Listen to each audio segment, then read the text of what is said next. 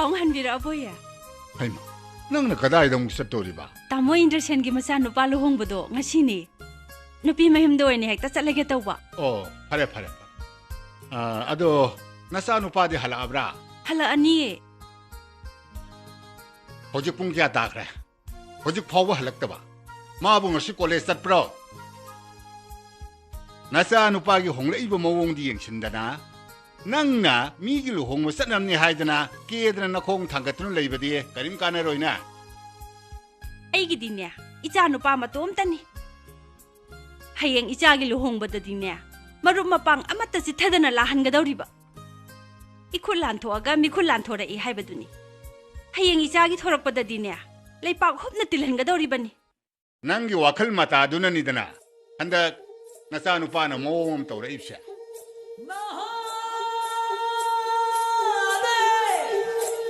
Manicade, no mana moma manchana, nini chiba honade, se swa.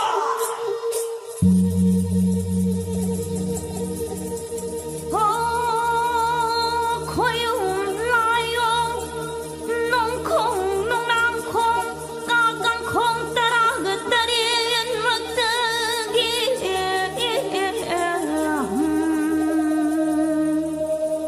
Yai bidana nong au pim hawa, nong nang ai bong maharawa.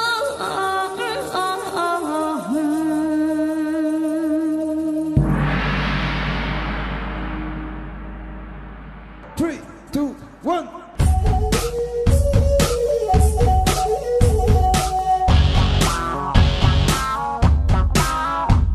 Bun chỉ đi ai coi ghê,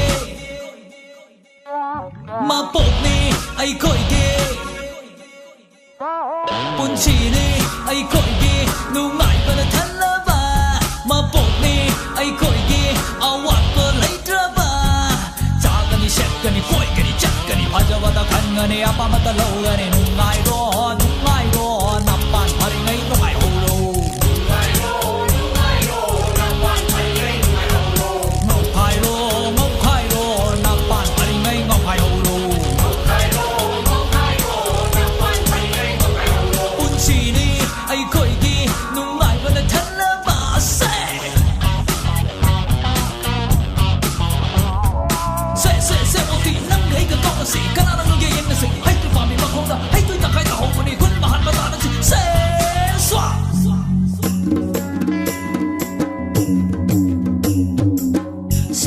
Xe vô thì nâng gái cái câu nè xí, cái nào nâng ngang ghê yên nè xí, hay tuổi bà mi mà khôn đã, hay tuổi ta cái ta hậu vấn đi, kun mà hàn mà ta nè xí, xe xóa.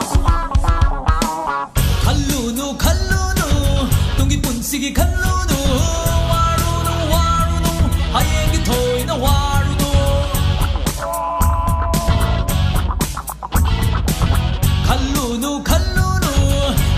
Sige kalunu, warunu, ayenge toy na warunu. Na sige kaluda, ayenge kalunu. Na sige kaluda, ayenge kalunu. Ngarandi nungay ki, hongdik su nungay ri, nungay ki ni ayeng su nungay ro, napan pari ngay nungay horo.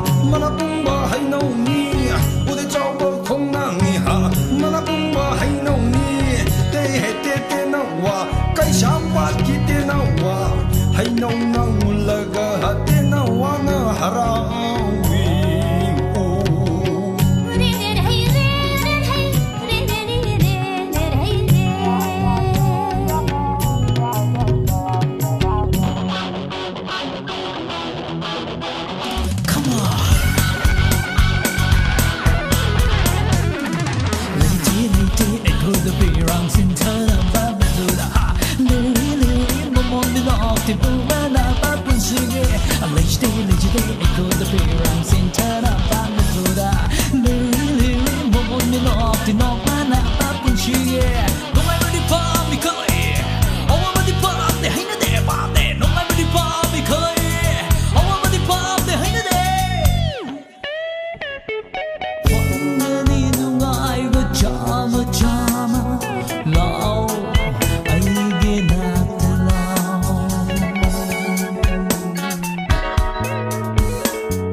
ฟังเดี๋ยวนี้น้องไอ้ว่าจามเล่าไอ้เกน่าแต่เล่า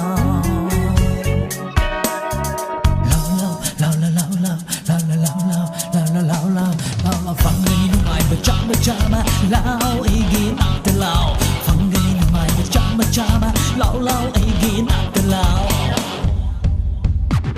자간이 셋간이 꼬이간이 짝간이 바자바다 간간이 아빠마다 로간이 농아이로 나빤 파링아이 농아이로로 농아이로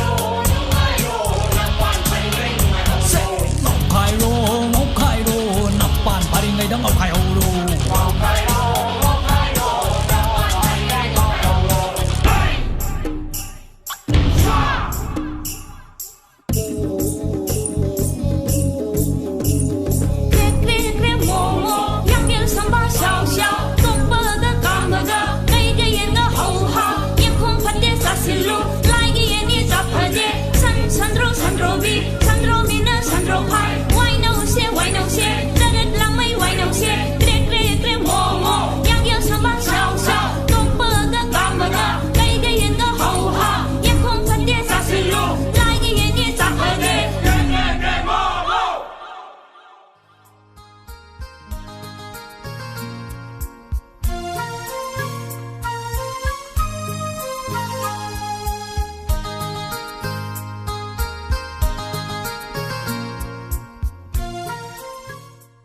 money तमो नंगीदमंग पाबुंगतोना यामना खंजाबगी मोंग उई आई पाबुंगतोनगा इंदोम चागदा हाइनरगा नहाकपु further studies गिदमक New York त पुगेना खाली अस काजन तमो आई yum थादोदी ममादो वांदा सिरनी America दि लायना भारत के मफम अमतदा पाबुंग थमगे हाबदा को माना सिगी याददना मोमसे सिम देरिसनी नंगना बुचसे यारगदी अंती बुदी ए हाइना बिगिनी अस चलरोगिदा अचौबा नंबु सिदगी चटखरगा मुंबईदा कयाम कुइना लेगदोरिबा आई मुंबईदा नुमित मरी निमुक लाइगेना खाली पाबुंगतोन नंगी डॉक्टर तंबदु लोरगा सर्विस तौबदी मणिपुर तौब पाबिने नंगना खंगु हैरुबदो मणिपुर की मियामनसु कानब खरा फंक्सनु अदुगी सुमथक्ता अमेरिका रा तमुबु डॉक्टर ने हाइदना मियामने येंगनब तानबदा अंगकपम उइदोरिनिने ऐ लानाई हॉस्पिटल अमसु लिंगबा यारनिने मधुगिदमक्तदी पोंगतोना फुल सपोर्ट पाबुंगतोन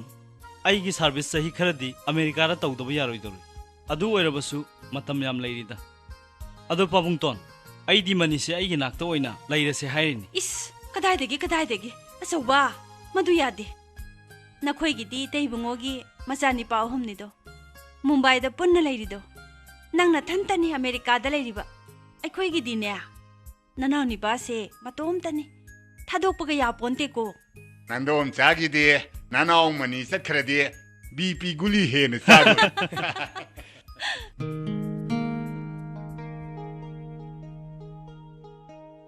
मानो हुजु फोलाक्तिसि अमरोमदा फैलेरंदनाबा जुमंदु जानिको ननांगसु अखोइने ngaइलरगा मन अमा पारेक्ट पुरजाखि लाए मनीदि लाएने मनिया ngसाइदि अखोइ नंग ngaइ लेरमनि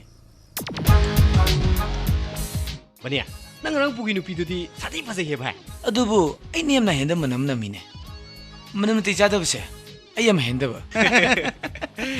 फैसे मसिगा सिगे खलाम ससि भाई लापा हाइसे मुनांगसिरो याइने क्लासान संगिसिको भाई गयम पाक्तौसलो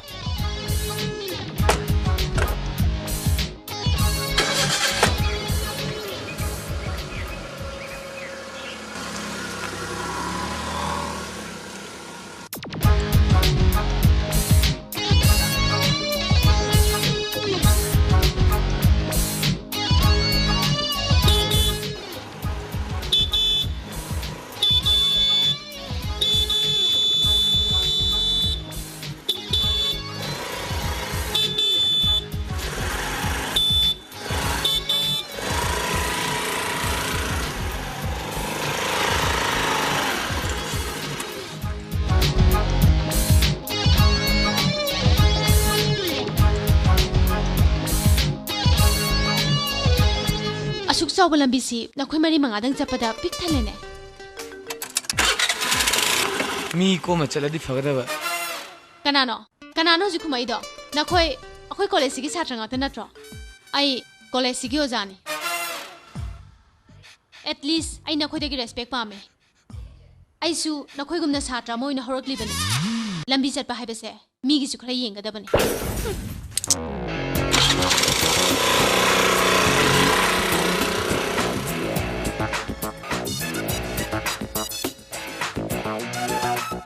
ꯃꯁꯛ ꯈꯨꯐꯖꯕꯅꯦ ꯁꯤꯗꯤ ꯀꯩꯅꯣ ꯍꯟꯗꯛ ꯃꯔꯛꯁꯤ ꯄꯥꯔꯇꯤꯒꯤ ꯏꯄꯨꯟ ꯄꯨꯟꯗ꯭ꯔꯦꯅ ꯀꯃꯥꯏ ꯇꯧꯖꯥꯅꯣ ꯀꯥꯏꯗꯤ ꯄꯨꯜꯂꯨꯗꯒꯦ ꯃꯅꯤꯌꯔ ꯀ꯭ꯂꯥꯁ ꯑꯗꯨꯝ ꯌꯥꯎ ꯂꯩꯈ꯭ꯔꯦ ꯑꯣꯖꯥ ꯁꯥꯔꯥꯒꯤ ꯀ꯭ꯂꯥꯁ ꯅꯠꯇꯦ ꯑꯇꯣꯞꯄ ꯑꯣꯖꯥꯁꯤꯡꯒꯤ ꯀ꯭ꯂꯥꯁꯁꯨ ꯑꯗꯨꯝ ꯌꯥꯎ ꯂꯩꯈ꯭ꯔꯕꯅꯦ ꯃꯤ ꯃꯆꯥ ꯊꯤ ꯍꯣꯠꯅꯈ꯭ꯔꯦ ꯊꯤꯅ ꯐꯈ꯭ꯔꯦ ꯀꯩꯅꯣ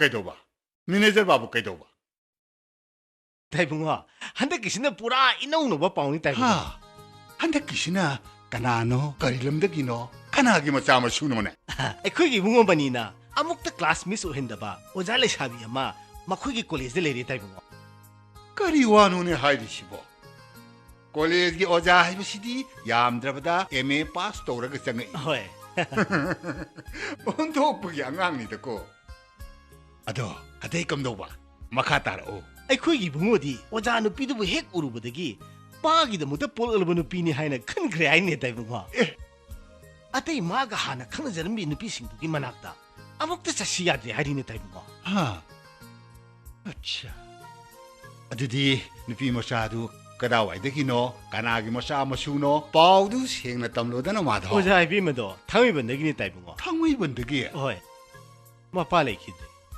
ꯑꯣꯖꯥ ꯍꯤꯖꯝ ꯀꯥꯃꯦꯁꯣꯔꯒꯤ ꯃꯆꯥꯅꯨꯄꯤ ꯍꯦꯔꯥ ꯑꯩ ꯈꯪꯉꯤꯗꯅ ꯏꯇꯩꯕꯗꯣ ꯀꯨꯟꯗꯥ ꯂꯩ ꯀꯧꯕꯅꯤ ꯑꯩ ꯇꯥꯗ ꯀꯥꯃꯦꯁꯣꯔꯒꯤ ꯁꯔꯥꯗꯒ ꯂꯣꯏꯅ ꯆꯠꯂꯤꯅꯤ ꯑꯩꯈꯣꯏ ꯇꯥꯃꯣ ꯁꯨꯔꯖꯀꯥꯟꯇꯒ ꯂꯨꯅ ꯇꯤꯟꯅꯔꯛꯈ꯭ꯔ ꯄꯣꯠ ꯃꯇꯝꯗꯨꯗ ꯃꯆꯥꯅꯨꯄꯤ ꯑꯃ ꯃꯄꯥꯟꯗ ꯂꯩꯈꯤꯅ ꯍꯥꯏꯅꯤ ꯃꯥꯙꯧ ꯑꯩꯅ ꯃꯇꯧ ꯀꯔꯝꯅ ꯃꯥꯒꯤ ꯋꯥꯈꯜ ꯑꯁꯤ ꯍꯣꯡꯍꯟꯗꯨꯅ ꯃꯄꯥꯟꯗ ꯂꯥꯏꯔꯤꯛ ꯇꯝꯕ ꯊꯥꯁꯤꯒꯦ ꯍꯥꯏꯗꯅ ꯈꯜꯂꯛꯄ ꯃꯇꯥꯡ ꯑꯁꯤꯗ ꯍꯟꯗꯛꯀꯤꯁꯦ ꯇꯥꯟꯖꯥ ꯑꯃꯗꯤ ꯐꯪꯉꯤꯁꯦ ꯆꯨꯝꯃꯤ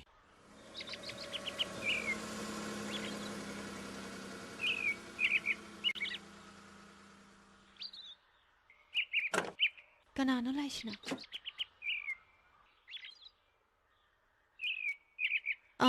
ꯀꯅꯥ ꯎꯅꯕꯤꯒꯗꯕ ꯑꯣꯏꯔꯕꯅꯣ 이따이마 꾼다라이보 레이버 너트레이베마 ꯂꯩꯌꯦ ꯂꯦꯡꯁꯤꯟꯕꯤꯔꯛꯑꯣ ꯑꯩ ꯏꯃꯥ ꯀꯧꯊꯣꯛꯆꯔꯛꯀꯦ ꯏꯃꯥ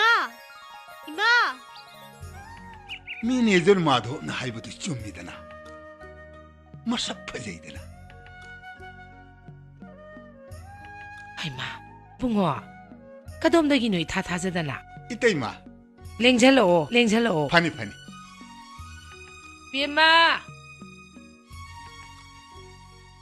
랭젤로 비엠마 난 쿠라이 붕어기 잠때 세모 야자레 이따이마 자 야자레 타키시 까이노 ngasi ibungona itha thajadana lengbirappabu 아이도 이따이마 두칸도 숨 레이버시다 타복시 진만 크르다나 자토 코톡바도 잉엉엄자다바 아두다 ngasi디 아이 이따이마부 엉뚱 우느자게 해드나 락셔원이다 ado inauna lakthokdana lakpabu 숨도원이 아이 이사누파 ngaw그럼 뜬 레이제리 마하시 아이코 이따이마기 자이베마나 호지 오자 오리바 콜레ꯖꯗꯨꯗ ꯃꯍꯥꯛ ꯁꯥꯇ꯭ꯔ ꯑꯣꯏꯅ ꯂꯩꯖꯔꯤ 이따이마 ꯑꯩꯒꯤ ꯏꯆꯥꯅꯨꯄꯥꯁꯤ ꯃꯄꯥꯟꯗ ꯊꯥꯗꯨꯅ ꯂꯥꯏꯔꯤꯛ ꯇꯝꯍꯟꯖꯒꯦꯗꯅ ꯈꯟꯖꯕ ꯑꯗꯨꯗ ꯃꯥꯅ ꯃꯄꯥꯟꯗ ꯆꯠꯄꯁꯤꯗ ꯈꯔ ꯍꯩꯊꯣꯏ ꯁꯤꯡꯊꯣꯏꯅꯕ ꯂꯣꯟꯗ ꯂꯤꯗ ꯈꯔ ꯒ꯭ꯌꯥꯟ ꯇꯥꯅꯅꯕ 이따이마ꯒꯤ ꯏꯆꯥ 이베ꯃꯗ ꯄ꯭ꯔꯥꯏꯚꯦꯠ ꯍꯥꯏꯒꯗ꯭ꯔꯥ ꯇ꯭ꯌꯨꯁꯟ ꯍꯥꯏꯒꯗ꯭ꯔꯥ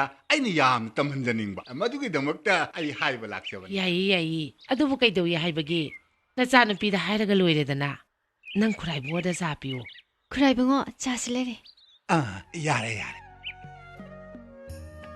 ꯅꯪ ꯈꯨꯔꯥꯏꯕꯨꯡꯉꯣꯁꯤ ꯃꯤꯔꯥꯏꯕ ꯌꯥꯕ ꯅꯠꯇꯦꯀꯣ ꯈꯨꯔꯥꯏ ꯕꯨꯡꯉꯣꯁꯤꯒꯤ ꯃꯌꯥꯝꯕ ꯇꯥꯃꯣ ꯁꯨꯖꯀꯥꯟꯇꯗꯣ ꯅꯪꯒꯤ ꯄꯥꯕꯨꯡꯒꯗꯤꯅꯦ ꯑꯣꯟꯊꯣꯛꯅ ꯂꯨꯅ ꯇꯤꯟꯅꯔꯝꯈ꯭ꯔꯄꯣꯠꯅꯤ ꯑꯣ ꯈꯨꯔꯥꯏ ꯕꯨꯡꯉꯣ ꯑꯩ ꯍꯥꯟꯅ ꯈꯪꯖꯍꯧꯗ꯭ꯔꯦ ꯌꯥꯏꯗ ꯏꯆꯥꯁꯤ ꯅꯪ ꯈꯨꯔꯥꯏ ꯕꯨꯡꯉꯣꯒꯤꯅꯦ ꯃꯆꯥꯅꯤꯄꯥ ꯑꯃꯈꯛꯇꯪ ꯂꯩꯕꯗꯣ ꯅꯪꯅ ꯑꯣꯖꯥ ꯑꯣꯏꯔꯤꯕ ꯀꯣꯂꯦꯖ ꯑꯗꯨꯗ ꯂꯥꯏꯔꯤꯛ ꯇꯝꯃꯦꯌꯦ ꯃꯊꯪ ꯆꯍꯤꯗꯗꯤ ꯅꯪ ꯈꯨꯔꯥꯏ ꯕꯨꯡꯉꯣꯅ ꯃꯄꯥꯟꯗ ꯂꯥꯏꯔꯤꯛ ꯇꯝꯍꯟꯅꯤꯡ ꯃꯥꯅꯤ ꯑꯗꯨꯗ ꯉꯥꯡꯕ ꯁꯛꯄ ꯈꯔ ꯍꯩꯅꯅꯕ ꯅꯪ ꯇ꯭ꯌꯨꯁꯟ ꯈꯔ ꯂꯧꯕꯤꯌꯣꯅ ꯅꯪ ꯈꯨꯔꯥꯏ ꯕꯨꯡꯉꯣꯁꯦ ꯍꯥꯏꯕ ꯂꯥꯛꯏꯕꯅꯤ ꯍꯧꯖꯤꯛ ꯍꯧꯖꯤꯛꯃꯛꯇꯤ ꯑꯩꯒꯤ ꯂꯅꯥꯏꯒꯤ ꯊꯕꯛ ꯈꯔ ꯂꯩꯖꯩ ꯈꯨꯔꯥꯏ ꯕꯨꯡꯉꯣ ꯑꯗꯨ ꯌꯥꯅꯤ ꯑꯩꯒꯤ ꯃꯔꯨꯞ ꯃꯄꯥꯡ ꯑꯣꯖꯥ ꯑꯇꯩꯗ ꯍꯥꯏꯖꯒꯦ 이베마 ꯑꯩ ꯑꯇꯩ ꯑꯣꯖꯥ ꯄꯥꯝꯖꯗꯦ 이베마ꯅ ꯌꯦꯡꯁꯤꯟꯕꯤꯕ ꯑꯗꯨ ꯈꯛꯇꯅꯤ ꯑꯩꯅ ꯄꯥꯝꯖꯔꯤꯁꯤ ꯏꯆꯥꯅ ꯁꯪꯕ ꯃꯇꯝ ꯑꯗꯨꯗ ꯑꯩꯒꯤ ꯏꯆꯥꯅꯨꯄꯥꯗꯣ ꯍꯦꯛꯇ ꯊꯥꯖꯔꯛꯀꯦ ꯌꯦꯡꯉꯨ ꯅꯪꯒꯤ ꯑꯁꯪꯕ ꯃꯇꯝ ꯑꯃ ꯌꯦꯡꯉꯨ ꯅꯪꯒꯤ ꯈꯨꯔꯥꯏ ꯕꯨꯡꯉꯣꯁꯦ ꯋꯥꯔꯧꯍꯟꯕ ꯌꯥꯗꯦꯀꯣ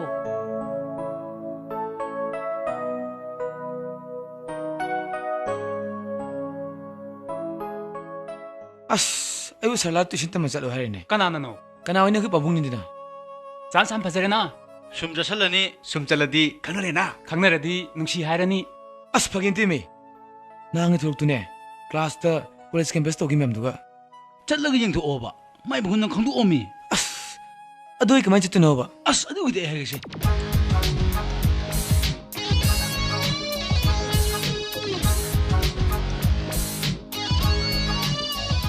Okay. Done. Done.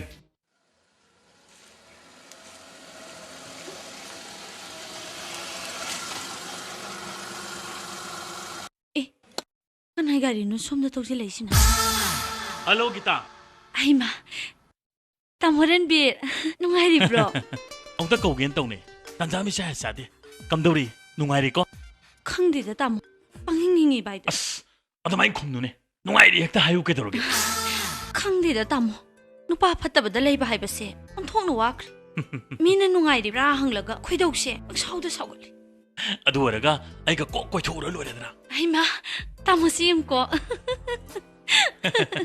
ꯑꯗꯣ ꯑꯩꯕꯨ ꯅꯉꯣꯟꯗ ꯋꯥ ꯑꯝꯇ ꯍꯪꯒꯦ ꯀꯩ ꯋꯥꯅꯣ ꯇꯥꯃꯣ ꯊꯥꯏꯅ ꯅꯪꯒ ꯌꯥꯝ ꯂꯨꯅ ꯇꯤꯟꯅꯔꯝꯕꯤ ꯊꯥꯡꯃꯩꯕꯟꯗꯒꯤ ꯀꯔꯤ ꯁꯔꯂꯥꯔꯣ ꯁꯔꯂꯥ ꯍꯧꯖꯤꯛꯁꯨ ꯇꯤꯟꯅꯔꯤꯀꯣ ꯁꯔꯂꯥꯗꯤ ꯌꯥꯝ ꯐꯔꯦꯅ ꯇꯥꯃꯣ ꯃꯥꯗꯤ ꯍꯟꯗꯛ ꯀꯣꯂꯦꯖ ꯑꯣꯖꯥ ꯈꯟꯕꯗꯣ ꯑꯗꯨꯗꯁꯨ ꯌꯥꯎꯈ꯭ꯔꯦ ꯅꯍꯥꯟꯁꯨ ꯄꯩꯁꯥ ꯂꯩꯔꯛꯇꯗꯅ ꯃꯉꯣꯟꯗꯒꯤ ꯂꯨꯄꯥ 1,000 ꯄꯨꯔꯛꯏ ꯍꯧꯖꯤꯛꯁꯨ ꯆꯥꯟꯅꯔꯤꯕꯣꯔꯦ ꯅꯪꯒ ꯉꯥꯏꯈꯣ ꯑꯗꯨ ꯅꯪ ꯁꯔꯂꯥꯗ ꯑꯩꯒꯤ ꯋꯥ ꯑꯝꯇ ꯍꯥꯏꯕꯤꯗꯕ ꯌꯥꯗ꯭ꯔꯦ ꯁꯔꯂꯥ ꯅꯠꯇꯕ ꯑꯇꯩꯗꯗꯤ ꯌꯥꯗꯕ꯭ꯔꯣ ꯀꯩꯅꯣꯅꯦ ꯍꯥꯏꯁꯤꯕꯣ ꯃꯥꯒꯤꯕꯨ ꯃꯤꯒ ꯂꯩꯈ꯭ꯔꯕꯣ ꯃꯤ ꯂꯩꯕꯩ ꯋꯥ ꯅꯠꯇꯤꯌꯦ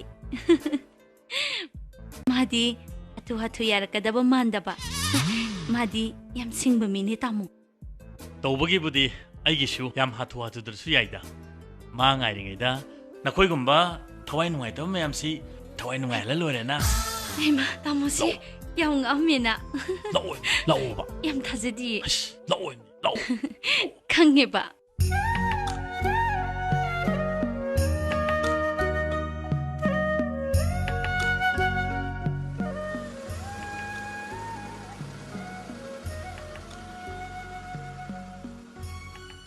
ꯀꯅꯥꯅꯣꯅꯦ ꯒꯥꯔꯤ ꯊꯧꯖꯤꯜꯂꯛꯏꯁꯤꯕꯣ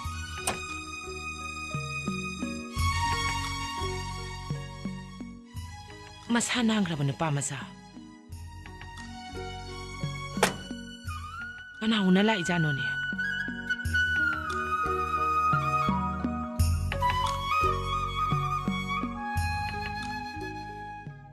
ꯑꯣꯖꯥ ꯁꯔꯂꯥꯒꯤ ꯌꯨꯝꯕꯨ ꯁꯤ ꯅꯠꯇ꯭ꯔꯣ ꯏꯃꯥ ꯃꯥꯅꯤ ꯏꯕꯨꯡꯉꯣ ꯃꯥꯅꯤ ꯏꯕꯨꯡꯉꯣꯕꯨ ꯀꯅꯥ ꯑꯩ ꯔꯙꯥ ꯀꯤꯁꯣꯔꯒꯤ ꯃꯆꯥꯅꯨꯄꯥꯅꯦ ꯑꯦ ꯅꯪꯗꯤ ꯄꯥꯈꯪ ꯄꯨꯔꯥ ꯐꯥꯔꯝꯃꯦꯗꯅ ꯑꯩꯗꯤ ꯈꯪꯗꯕꯅꯤꯅ ꯀꯅꯥꯅꯣꯏꯅ ꯌꯦꯡꯉꯨꯔꯤꯕꯅꯤꯅꯦ ꯏꯆꯥꯕꯨ ꯀꯔꯥꯏ ꯆꯠꯇꯣꯏꯅꯣ ꯑꯩ ꯇꯨꯏꯁꯟ ꯂꯥꯛꯏꯅꯦ ꯏꯃꯥ ꯑꯣ ꯆꯨꯝꯃꯤꯅꯦ ꯏꯕꯨꯡꯉꯣ ꯔꯙꯥ ꯀꯤꯁꯣꯔꯅ ꯍꯥꯏꯔꯝꯕꯅꯤꯅꯦ ꯂꯥꯛꯑꯣ ꯆꯪꯉꯣ ꯂꯥꯛꯑꯣ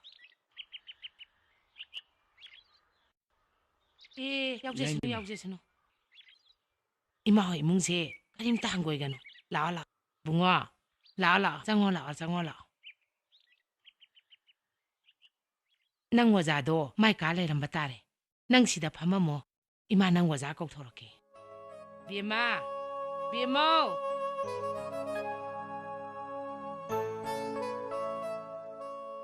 ꯃꯈꯣꯏ ꯏꯃꯥꯅ ꯌꯥꯝ ꯈꯪꯅꯅ ꯇꯧꯔꯤꯁꯤꯕꯨ ꯑꯩꯈꯣꯏꯒ ꯃꯔꯤ ꯊꯣꯛꯅꯕ ꯖꯥꯠꯔꯣ ꯇꯟꯖꯥ ꯟ ꯆꯥꯗꯅ ꯃꯤꯍꯨꯟꯒꯁꯤ ꯇꯪ ꯇꯪ ꯆꯣꯡꯉꯤꯁꯤꯅ ꯫ ꯫ 。 ꯫ 。 ꯫ 。 ꯫ 。 ꯫ 。 ꯫ 。 ꯫ 。 ꯫ 。 ꯫ 。 ꯫ ꯫ ꯫ ꯫ 。 ꯫ 。 ꯫ Eh. Hello, handsome young man. Kurai bungo Radha Kishore ki masanu pai do nangoire.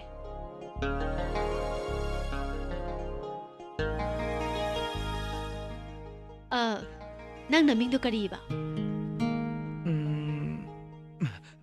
Mani matum. Kay gino naming haidok pada adyang kuiri dia. Naray lombra? Lomde. Lomdraga karigi nasagi naming haidok pada adyam thekoi na koiri ba? Yeng bada di gentleman mali. Ha. Kumune. Kangang hangputuda kairi ba? Very good. Adumay khungada bane. Ay nangbu college te amukre. Uramne. Ay nasiyam ui. No. Adumna khungada banate. Ay se nangi ojani dana. Adugi respecta answer pigada bane. Ay bu birangani. Ay naso jabu jakre. Ay ojagi class yaw jakre. Like this. Respect am tawnagrabadi yam lapna mari malida. Madunate. Aikoina Maitilonda taxi kasi haribase. Itak thongmana sini, ikha thabana sini. Khangbudubuni. Aduna. Bema, ningthina takpi kho. Angang si mama mapana matom ta poksa bagane ki na mong ni ukcha khraba angang ni.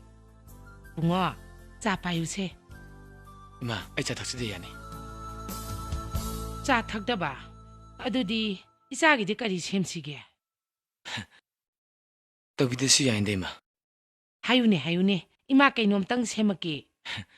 Ayuktadi sangom natra coffee the. Ima goi di coffee di thakde sangom di le.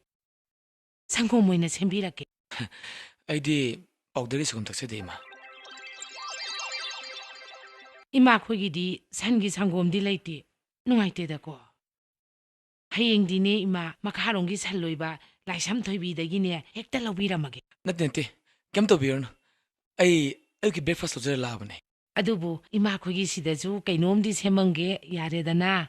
Bema ima sak thongtok piramage. Hoi ma.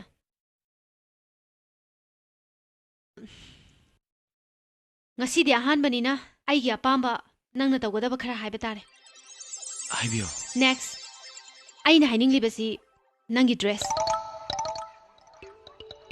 Nangna sida lakpase kaidoba lakpano. Kumune. Otherwise khangano. Frankly kumune. Tuition gi lakpane. Adubu nangi dress asidi tuition lakpagi nate. Special occasion amagine. Nice suit, necktie, nice inner shirt. Masidebu kari kai bale bage. Listen to me. Ngangi ngaida marakta question tawroidabani. Haibiyo. Dress haibase aikoina hingliba society asigi amasung aikoigi custom gi matungina set kadabani. Next day I change tawjarake. Aigi so wakhala ma leije. Oja khangbirabo. Khangine kari khangdani. Then amana nangno uribok tagi aina thangmai bandagi. Uribok ka thangmai bangase yam naknabani. As a student icham chamna lahaningi. Cycle amadara motorbike amadara nana car amatonga tuition lakpase ai pam. Ai college sapadasu cycle natra bike chate. Ima nusin phuraga hakchang nagani adana bike tongande. Okay. Hayeng ama leraga aduden lage. Okay. ID chamna sum haibanida.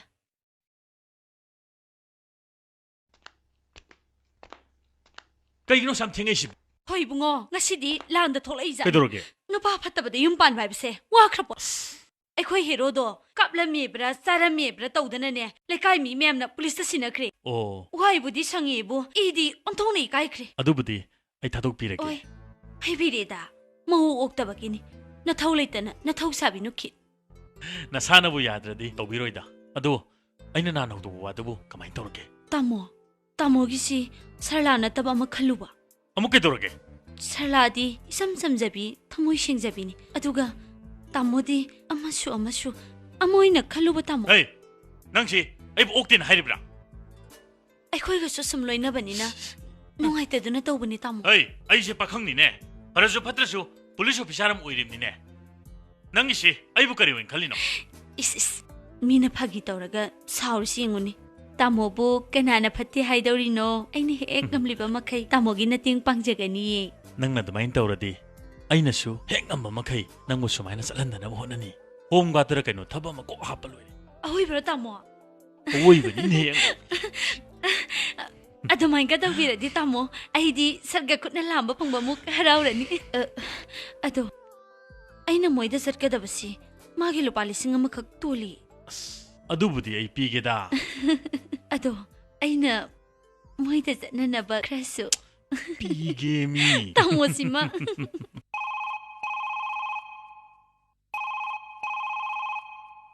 ꯏꯃꯥ ꯀꯥꯏꯗꯅꯣ ꯅꯪ ꯇꯧꯔꯛꯏꯁꯤꯕꯣ ꯑꯩ ꯑꯥꯔꯦꯁꯇꯒꯤꯅꯦ ꯍꯩꯃꯥ tuition ꯆꯠꯈ꯭ꯔꯒ ꯗꯨꯀꯥꯟꯗꯗꯤ ꯀꯩꯗꯧꯔꯤꯕ ꯄꯥꯕꯨꯡ ꯉꯥꯏꯔꯤꯕ ꯍꯥꯏ ꯅꯪ ꯄꯥꯕꯨꯡꯗꯤ ꯌꯨꯝꯗ ꯂꯩꯔꯤꯅꯦ ꯑꯩꯅ ꯑꯝꯇ ꯄꯥꯏꯕꯤꯔꯣ ꯍꯥꯏꯌꯣ ꯏꯃꯥ ꯀꯔꯤ ꯍꯥꯏꯒꯦ ꯍꯥꯏꯕꯅꯣ ꯏꯃꯥꯗ ꯍꯥꯏꯌꯨꯗꯅ ngasi motorcycle am lagi tawba ꯀꯅꯥꯒꯤ aigi ꯀꯩꯅꯣꯅꯦ ꯅꯪꯅ ꯍꯥꯏꯔꯤꯁꯤꯕꯣ ꯃꯈꯣꯡ ꯑꯅꯤꯒꯤ ꯒꯥꯔꯤ ꯇꯣꯡꯕ ꯍꯧꯅꯗꯦ ꯑꯗꯨꯒꯤ ꯁꯔꯨꯛ ꯀꯥꯔ ꯑꯅꯧꯕ ꯃꯣꯗꯦꯜ ꯑꯃ ꯇꯤꯚꯤꯗ ꯎꯠꯈꯤꯌꯦ ꯏꯆꯥꯒꯤꯗꯤꯅꯦ ꯏꯃꯥꯅ ꯃꯗꯨ ꯑꯣꯏꯅ ꯂꯩꯕꯤꯗꯧꯔꯤꯕꯅꯤ ꯍꯩ ꯀꯔꯤꯅꯣꯅꯦ ꯍꯦ ꯀꯅꯥꯒꯤ ꯀꯥꯔ ꯑꯅꯧꯕꯅꯣꯅ ꯅꯆꯥ ꯅꯨꯄꯥꯅ ꯃꯣꯇꯣꯔ ꯁꯥꯏꯀꯜ ꯑꯍꯟꯕ ꯑꯃ ꯂꯩꯅꯦꯅ ꯍꯥꯏꯔꯛꯏꯕ ꯌꯨꯝꯗ ꯂꯥꯛꯑꯒ ꯁꯦꯅꯤ ꯃꯥꯏꯅꯦꯗꯤ ꯍꯥꯏꯗ꯭ꯔꯗꯅ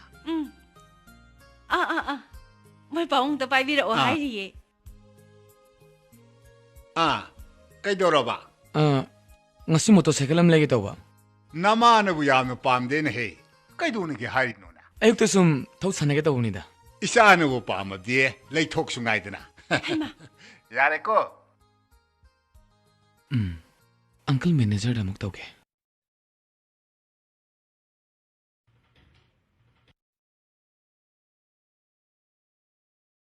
uncle ra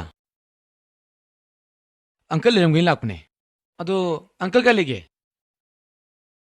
uncle maitai nupina phajana khibada inbiya ba phim lebiraga uncle gim thambiramo haye utlo lasage antig le minarmo machuga do he yengbada yam phajam khanbiramo ko ai dukan da lupa 5,000 arkan thamjaramage hoi phani uncle thamjarage uncle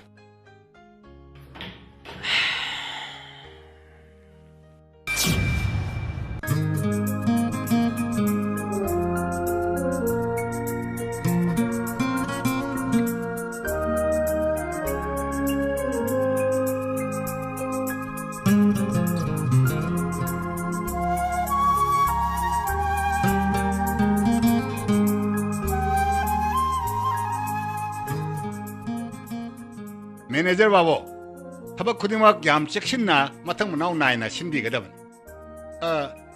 낭나 하이버 포투 우두는 stat크라브로 그래 호렌 마카 타바 파와도 머릭 좀 내피락거든니고 나코이 매양기 마니시 아시앵 마니 오헨시고 매니저 바보 그래 그래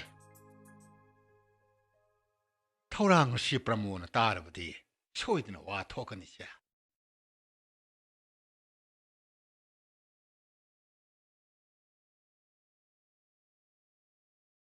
tanjadi chap chaise ngasidi hetta hairage haidingai da kudul pochima hetta pirage aina tanja chadana haidrabasu horen mana kudul pochi hangdu yengda naini khangjerani as miuna sina chongisina kagino as man ujasi butang oram diba kaya da line hagidabno ayutan lerega sang wabsibo hetta hairage da nang la ba kyam kire ngak ore ima dubu kadum sakhrazano ne makharom daga sangom lobo sakhrazala say happy new year kaino sibo new year presentation ni nangi sidi mayong yam sawina horen yengo aina char kan dang no hausi yeng gadabane horen bom ge ramadi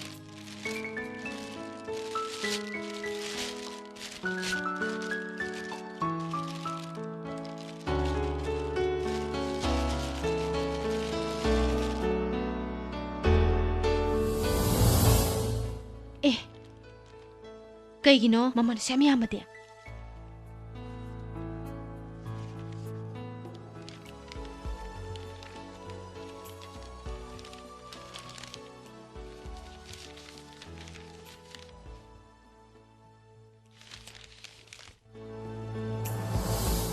ꯀꯔꯤꯅꯣ ꯁꯤꯗ ꯏꯔꯤꯁꯦ ꯃꯁꯤ ꯀꯔꯤ ꯍꯥꯏꯅꯣ ꯑꯗꯣ ꯑꯆꯨꯝꯕꯅꯦ ꯅꯪꯒꯤꯁꯦ ꯑꯩꯕꯨ ꯎꯁꯤꯠꯇ꯭ꯔꯤꯕ꯭ꯔꯥ ꯅꯪꯕꯨ ꯏꯄꯥꯝꯕꯅꯦ ꯈꯟꯗꯨꯅ ꯑꯩꯅ ꯅꯪꯕꯨ ꯃꯐꯝ ꯑꯁꯤꯗ ꯂꯥꯛꯍꯟꯈꯤꯕꯅꯦ ꯑꯗꯨꯒ ꯅꯨꯡꯁꯤꯖꯔꯕꯤ ꯁꯔꯂꯥꯒꯤ ꯃꯐꯝꯗ ꯀꯥꯏꯅ ꯑꯦꯗ꯭ꯔꯦꯁ ꯇꯧꯔꯤꯕꯁꯤꯅ ꯀꯔꯤꯒꯤ ꯑꯗꯨꯒ ꯑꯆꯨꯝꯕꯅꯤ ꯀꯥꯏꯅ ꯅꯨꯡꯁꯤꯕ ꯍꯥꯏꯕꯁꯦ ꯃꯤꯅꯝꯕ ꯅꯠꯇꯦ ꯑꯆꯨꯝꯕꯅꯦ ꯑꯩꯅ ꯅꯪꯕꯨ ꯊꯃꯣꯏ ꯁꯦꯡꯅ ꯅꯨꯡꯁꯤ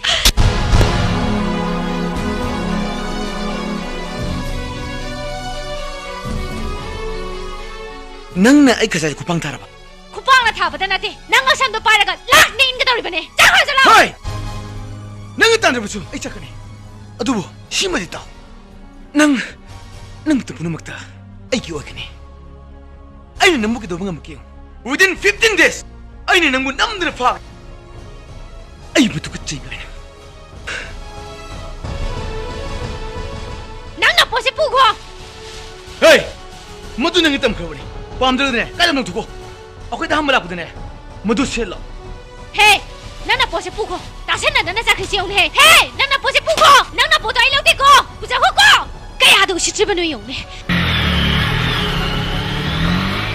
ꯃꯥꯒꯨꯝꯕꯅꯁꯨ ꯑꯩꯕꯨ ꯐꯥꯅꯤ ꯀꯥꯏꯅ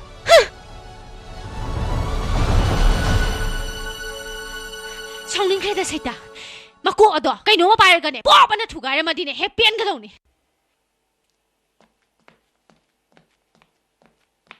ꯍꯩꯃ ꯀꯩꯅꯣ ꯇꯧꯔꯤꯁꯤꯅ ꯁꯔꯂꯥ ꯁꯔꯂꯥ ꯀꯗꯥꯏ ꯆꯠꯈ꯭ꯔꯖꯥꯠꯅꯣ ꯇꯧꯔꯤꯁꯤꯅ ꯀꯩꯅꯣ ꯐꯤꯔꯣꯟꯒ ꯏꯆꯥꯏ ꯆꯈꯥꯏꯅ ꯇꯧꯔꯤꯁꯤꯅ ꯁꯔꯂꯥ ꯁꯔꯂꯥ ꯁꯔꯂꯥ ꯁꯔꯂꯥ ꯁꯔꯂꯥ ꯀꯩꯒꯤꯅꯣ ꯐꯤꯔꯣꯟ ꯃꯌꯥꯝ ꯆꯈꯥꯏꯔꯤꯁꯤꯅ ꯀꯩꯒꯤꯅꯣ ꯀꯔꯤꯒꯤ ꯑꯗꯨꯝ ꯁꯥꯎꯔꯤꯅꯣ ꯀꯩꯗꯧꯔꯒꯦꯕ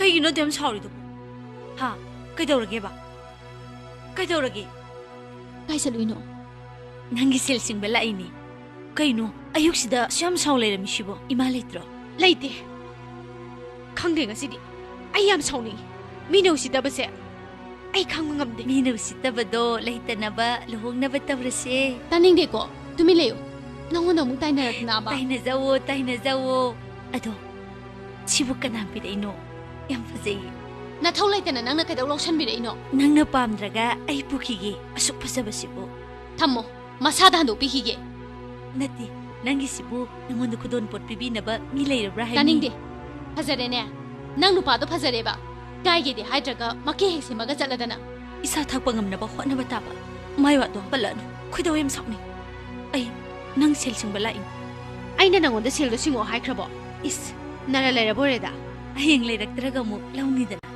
ꯏꯃꯥ ꯂꯥꯛꯇ꯭ꯔꯤꯕꯣ ꯅꯪ ꯂꯩꯈꯣ ꯆꯥꯛꯁꯨ ꯅꯪ ꯊꯣꯡꯗꯧꯅꯤ ꯑꯦ ꯅꯌꯨꯝꯗ ꯂꯥꯛꯑꯒ ꯑꯩꯕꯨ ꯆꯥꯛ ꯊꯣꯡꯉꯣꯕ ꯑꯩ ꯌꯥꯝ ꯁꯥꯎꯅꯤꯡꯉꯤꯕ ꯑꯩꯅ ꯊꯣꯡꯉꯗꯤ ꯆꯥ ꯌꯥꯔꯔꯣꯏꯕ ꯑꯗꯣ ꯀꯅꯥꯅꯣꯕ ꯍꯪꯉꯛꯑꯅꯣꯕ ꯇꯨꯀꯠꯆꯩ ꯑꯩꯅ ꯍꯥꯏꯁꯤ ꯇꯧꯒꯗꯕꯅꯤ ꯑꯩꯅ ꯈꯟꯈꯤꯕ ꯋꯥꯈꯜ ꯊꯕꯛ ꯑꯣꯏꯅ ꯎꯈꯤꯗꯦ 에라 누피 좀 봐봐이고 아둘루는 가나 봐온데다 남비디 봐도수 매임디 고파로 이렇게노 ꯍꯣꯏ ꯃꯐꯝꯁꯦ ꯌꯥꯝꯅ ꯀꯟꯐꯤꯗꯦꯟꯁꯤꯌꯦꯜ ꯑꯣꯏꯒꯗꯕꯅꯤ ꯀꯩꯗꯧꯉꯩ ꯊꯕꯛꯁꯦ ꯄꯥꯡꯊꯣꯛꯁꯤꯒꯦ ꯅꯨꯃꯤꯠꯇꯤ ꯅꯪ ꯂꯦꯞꯀꯗꯕꯅꯤ ꯑꯗꯣ ꯅꯣꯡꯃꯩ ꯈꯔꯗꯤ ꯗꯔꯀꯥꯔ ꯂꯩ ꯑꯁꯦꯡꯕ ꯌꯥꯎꯔꯒ ꯑꯇꯤꯗ ꯁꯥꯕꯣꯏ ꯀꯩꯅꯣ ꯐꯥꯔꯨꯔꯒ ꯀꯥꯏ ꯊꯝꯁꯤꯒꯦ ꯃꯗꯨꯒꯤ ꯊꯧꯔꯥꯡ ꯂꯣꯏꯔꯦ ꯀꯪꯂꯥ ꯇꯣꯝꯕꯤꯗ ꯃꯔꯨꯞ ꯑꯃꯒꯤꯗ ꯃꯔꯣꯟ ꯆꯨꯝꯖꯕ ꯊꯝꯒꯅꯤ ꯑꯇꯩ ꯊꯧꯔꯥꯡ ꯈꯔꯁꯨ ꯌꯥꯎꯍꯟꯁꯤ ꯄꯩꯁꯥ ꯈꯔ ꯇꯤꯡꯊꯣꯛꯂꯨꯔꯦ ꯀꯩꯅꯣ ꯍꯣꯏ ꯑꯩꯒꯤꯗꯤ ꯑꯇꯇꯥꯏꯅꯤ ꯁꯦꯜꯒꯤ ꯋꯥꯗꯤꯅꯦ ꯇꯤꯅꯤꯡꯕ ꯇꯤꯡꯉꯦꯁꯅ ꯑꯗꯨꯒ ꯊꯕꯛꯇꯤ ꯁꯣꯏꯕ ꯌꯥꯔꯣꯏꯀꯣ ꯑꯩꯅ ꯉꯁꯤ ꯇꯝꯖꯔꯤꯕ ꯄꯥꯎ ꯑꯁꯦ ꯑꯆꯨꯝꯕꯅꯤ ꯇꯥꯏꯕꯨꯡꯉꯣ ꯅꯠꯇꯦ ꯃꯥꯒꯤ ꯕꯨꯙꯤ ꯃꯇꯥꯗꯨꯅꯕꯨ ꯃꯗꯨ ꯀꯝꯗꯧꯅ ꯑꯣꯏꯊꯣꯛꯀꯗꯣꯔꯤꯕꯅꯣꯅꯦ ꯅꯨꯄꯤ ꯃꯆꯥꯗꯨꯒ ꯃꯃꯥꯗꯨꯒꯗꯤ ꯏꯄꯥ ꯄꯥꯈꯠꯂꯝꯃꯅꯤ ꯏꯇꯩꯃꯗꯨꯅꯒ ꯃꯤꯄꯥꯏ ꯆꯥꯎꯕꯤ ꯑꯣꯏꯔꯦ ꯋꯥ ꯊꯣꯛꯅꯔꯅꯤꯁꯦ ꯑꯗꯨꯕꯨ ꯇꯥꯏꯕꯨꯡꯉꯣ ꯅꯨꯄꯤ ꯃꯆꯥꯗꯨꯒꯤ ꯏꯃꯨꯡꯗꯗꯤ ꯋꯥꯐꯝ ꯑꯁꯤꯒꯤ ꯃꯅꯥ ꯃꯅꯤꯟ ꯊꯣꯏꯗꯣꯛꯄ ꯅꯥꯏꯍꯧꯗꯦ ꯏꯕꯦꯝꯃꯗꯨꯁꯨ ꯃꯍꯧꯁꯥ ꯊꯕꯛ ꯑꯗꯨꯝ ꯆꯠꯍꯧꯏ ꯅꯨꯄꯤ ꯃꯆꯥꯗꯨꯕꯨ ꯌꯥꯝ ꯁꯤꯡꯉꯤ ꯍꯥꯏꯕꯗꯥꯏꯅꯦ ꯃꯥꯅ ꯍꯪꯒꯣꯏꯕ ꯅꯨꯄꯥ ꯑꯃꯅ ꯃꯥꯕꯨ ꯐꯥꯅꯤ ꯄꯨꯟꯅꯤ ꯍꯥꯏꯔꯒ ꯃꯣꯟꯗꯥ ꯅꯨꯡꯉꯥꯏꯅ ꯂꯩꯔꯝꯒꯅꯤ ꯍꯥꯏꯕꯁꯤꯗꯤ ꯊꯥꯖꯗꯦꯗ ꯃꯦꯅꯦꯖꯔ ꯕꯥꯕꯨ ꯐꯔꯦ ꯇꯥꯏꯕꯨꯡꯉꯣ ꯑꯩ ꯋꯥꯐꯝꯁꯤꯒꯤ ꯃꯇꯥꯡꯗ ꯑꯁꯦꯡꯕ ꯑꯃ ꯈꯪꯅꯕ ꯍꯣꯠꯅꯖꯔꯒꯦ ꯃꯤꯒꯤ ꯃꯆꯤꯟ ꯍꯥꯏꯕꯁꯤꯗꯤ ꯃꯦꯟꯕ ꯉꯝꯗꯕꯅꯤ ꯌꯥꯝ ꯆꯦꯛꯁꯤꯟꯒꯗꯕꯅꯤ ꯊꯣꯛꯂꯤꯕ ꯊꯧꯗꯣꯛ ꯑꯁꯤꯅꯕꯨ ꯇꯁꯦꯡꯅ ꯑꯆꯨꯝꯕ ꯑꯣꯏꯔꯕꯗꯤ ꯌꯦꯡꯉꯣ ꯑꯩ ꯐꯖꯔꯕ ꯊꯧꯔꯥꯡ ꯑꯃ ꯁꯤꯟꯒꯦ ꯀꯩ ꯇꯥꯛꯄꯤꯒꯗꯕꯅꯣ ꯈꯨꯔꯥꯏꯕꯨꯡꯉꯣ 이베마 마차 ꯐꯠꯇꯕ ꯄꯣꯛꯄ ꯍꯥꯏꯕꯁꯤꯗꯤ ꯃꯃꯥ ꯃꯄꯥ ꯑꯣꯏꯕꯁꯤꯡꯒꯤ ꯃꯐꯝꯗꯗꯤ ꯄꯥꯞ ꯑꯃꯅꯤ ꯈꯨꯔꯥꯏꯕꯨꯡꯉꯣꯕꯨ ꯑꯩꯅ ꯏꯄꯥꯒ ꯄꯣꯛꯃꯤꯟꯅꯕ ꯏꯈꯨꯔꯥꯃꯛꯅꯤ ꯈꯟꯖꯩ ꯇꯥꯛꯄꯤꯌꯣ mo oktrab angang aduna isabu phananabagi thorang punam loikhraban isagi jat mangbabudi sikhibana saruk chama hena phai khanba sarlane khurai bungo maguma mana singnaraga aine heta kigedaba nate ai kai dongwai dasu lemna leroi isagi jat kananaba ain gi mating lawgani tangai phadrabadi khulai phawo paigani madunati nakhoyani ga lan pham madunati aina pam nakhoyani ma aigi changat nahakna iteimaga aiga gi ma yengbi aina haijari base asimatati yabi wafam se mana manin naidana loshinbe yanaba amukta toksi khurai bungo wafam sibu karamna mana manin naidana loshin gadori bano nang ipabu hangoiga aigi sanu pabu matam kharadadi nungsiba sasnabi khurai bungo na takpiri bado karino akhoi bu yamna usitpi dabagi wafam la lamsat naida mimida mapangan hapadi atuma migi sajani madu haibiganu aina haijari base punam kiyai fanabani mana manil naidana lam hen isabu isa salana amta hanna war ipana isa salagi phattab amatta thoktana ba sinjegi ipana haribus karigum isa na pana lam henduna isa salagi idan man no sen thol labadi hesaita saitra saki amatta pokki bicha na pabu ipagi khonmono nomena kaptra khurai bungo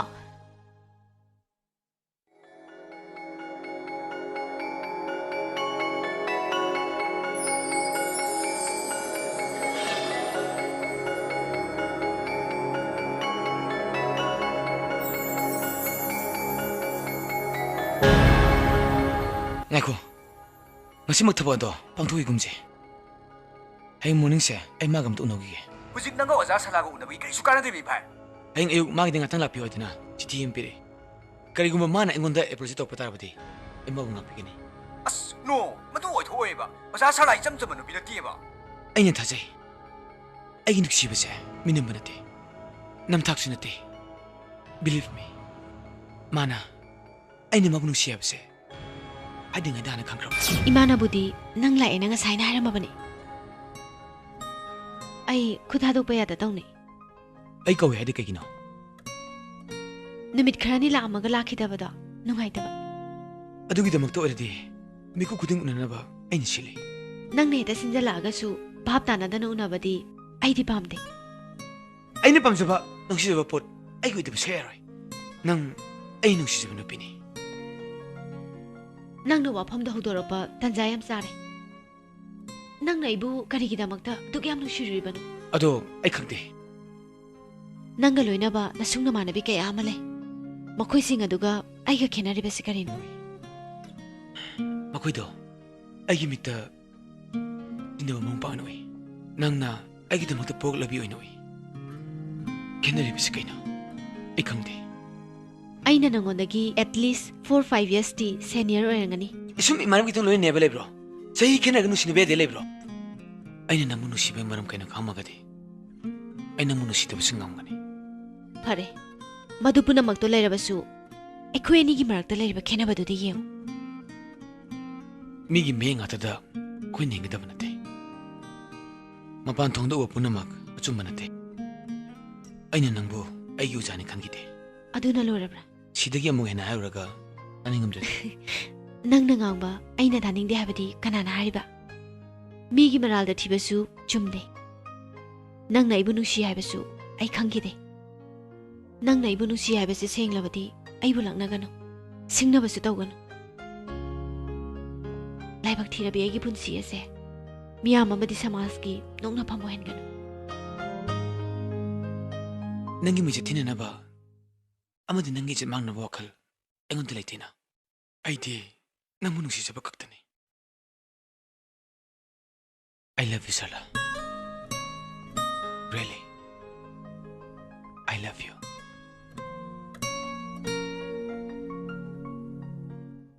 Aduga karigi aibu isagi phirep leitabigum nangna phagi taramino.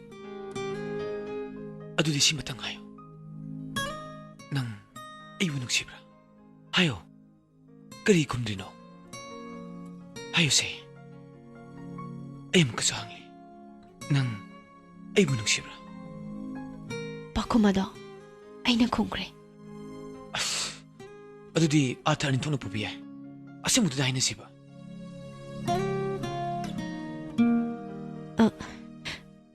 love you. Amukta ganayo. Ay nang munushi.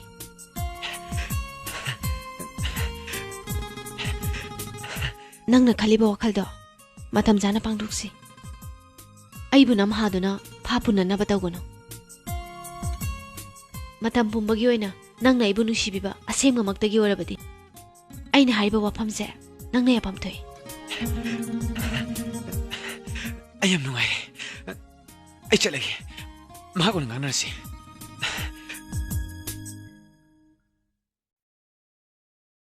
Karino na ay na hujik tawkriduba. Ay bu mangla taibangla. Kurai bungora daki shurgi wa ilubadagi. Ay na hujik tawkriduba karino.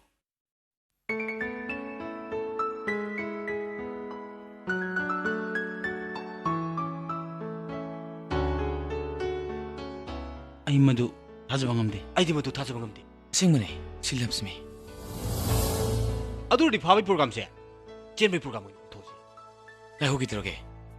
Man harda chum hoitardi matam khadi ngai kise. Adu ardi khoina to kiba expenditure me amda loi mangtare. Ha, forget them. I don't care about 30,000. Now I got my sweetheart. Oza sarla asing bani pini. Ani boisino. Aingonda minamaga mathai ngidro. Adu dis mai dorse. Na ekhoi ba thajalo. Oza sala do. Kandina poraga nanga cha thaminaro. He, kandina tine. Nakoi nakoi nimna pula kine. Asingba. Singmane.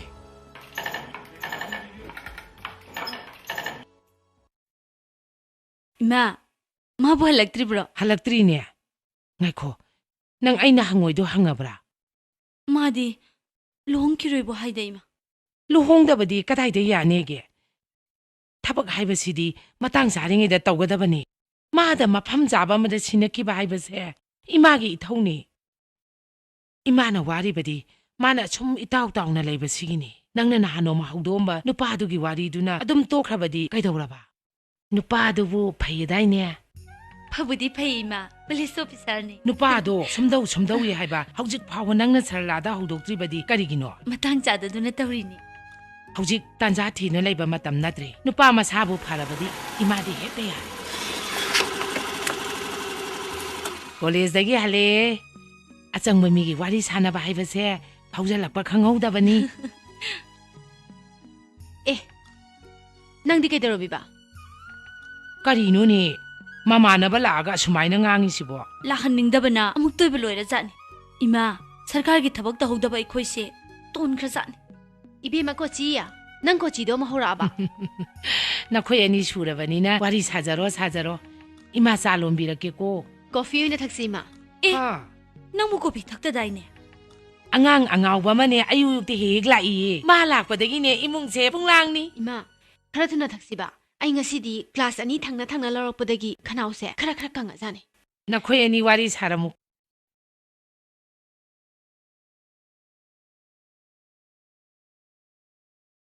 Ngan matha saubadabu khara farabro. Kaino matha saubaibo. Ho ingonda wahang yam na hangobado nungshida kaushine. Ay di kasu tawdina. Kasu tawdi kaina. Hoi bima nangi damakta khanbadane akhodi tumba phau yadre. Migi mateng su pangningi isa su mangning ka hayaubadubu adubu kaidorage haywani. Mado ay personal matter ne. To hangano. Nang mina jajat am hainai ko. Ay am sauni jani. Kaigino nangna napinalo nana sisalaga bazarda katukaran chatana lei haise. Ay khangi. Angang macha pisak singduga nangna imung manung puba ngamnaba hotnabada kyamu yang waramgadaba. Ay salage. Yakiroi. Ay ngarangdagi nangi wakhal yam khali jani. Nangne noi thunganda dukana ma phamo. Aigi marup amadagi loan ama lawbirage. Loan do phangdringaida aingondagi lupa 10,000 pirage. Ado nang paisaga manghanbadi yaroi ko. Nangna dumna mateng pangbirabadi. Ay sira phaubada tabalambi amukhana chalaru. Imung janga silao. Coffee thaurase. Lao. Bhai, mani do ja sarlaga pungrabra. Bhai nang hairubadagi mani do oza sarlaga kantinda coffee thaminane nang ai le horisidi. Asing birene bhai. Asing bani bhai. Pung hum tare ne. Khoine ngari se ꯄꯨꯡ ꯑꯅꯤꯃꯨꯛꯇꯤ ꯐꯔꯦꯅꯦ ꯑꯩꯅ ꯍꯥꯏꯗꯨꯅꯤꯅꯦ ꯑꯣꯖꯥ ꯁꯔꯂꯥ ꯊꯣꯛꯂꯛꯑꯣꯏꯅ ꯃꯥ ꯌꯥꯝ ꯁꯤꯡꯕ ꯅꯨꯄꯤꯅꯦꯕ ꯅꯠꯇꯦ ꯅꯪꯅ ꯃꯥꯕꯨ ꯊꯣꯛꯂꯛꯑꯣ ꯍꯥꯏꯔꯝꯃꯦꯗꯥꯏꯅꯦ ꯈꯪꯗꯦ ꯅꯕꯥꯅꯤ ꯌꯥꯅꯩ ꯍꯥꯏꯁꯤ ꯀꯃꯥꯏꯅ ꯌꯥꯅꯩꯖꯥꯠꯅꯣ ꯅꯆꯥꯗꯁꯨ ꯑꯣꯏꯔꯝꯕ ꯌꯥꯏ ꯉꯥꯛꯇꯪ ꯉꯥꯏꯒꯦꯁꯤ ꯀꯩꯗꯧꯔꯒꯦ ꯅꯨꯄꯤ ꯎꯗꯝ ꯁꯥꯐꯪꯗꯦꯗ ꯑꯩꯈꯣꯏꯗꯤ ꯄ꯭ꯔꯦꯃꯥꯄꯇꯤꯁꯦ ꯊꯣꯛꯂꯛꯑꯗꯕꯗꯕ ꯈꯨꯗꯛꯇ ꯃꯔꯤ ꯊꯕꯥꯠ ꯀꯛꯊꯅꯔꯤꯕꯅꯤ ꯑꯩ ꯑꯃ ꯆꯧꯈꯤꯒꯦ ꯑꯁ ꯀꯩꯗꯧꯕꯩ ꯆꯠꯇꯣꯏꯅꯣ ꯃꯥꯁꯨ ꯃꯁꯥꯒꯤ ꯏꯖꯠꯀꯤ ꯈꯟꯖꯔꯝꯕ ꯌꯥꯏ ꯀꯩꯅꯣ ꯅꯪꯁꯨ ꯅꯁꯥꯒꯤ ꯅꯁꯛ ꯆꯞ ꯆꯥꯅ ꯎꯠꯀꯗꯕꯅꯤ ꯀꯩꯅꯣ ꯑꯁ ꯁꯨꯃꯥꯏꯅ ꯅꯨꯄꯤꯅ ꯆꯥꯎꯊꯣꯛꯄꯁꯦ ꯑꯩ ꯌꯥꯝ ꯍꯩꯅꯗꯦꯗ ꯑꯦ ꯑꯣꯖꯥ ꯁꯔꯂꯥꯅꯤꯅꯦ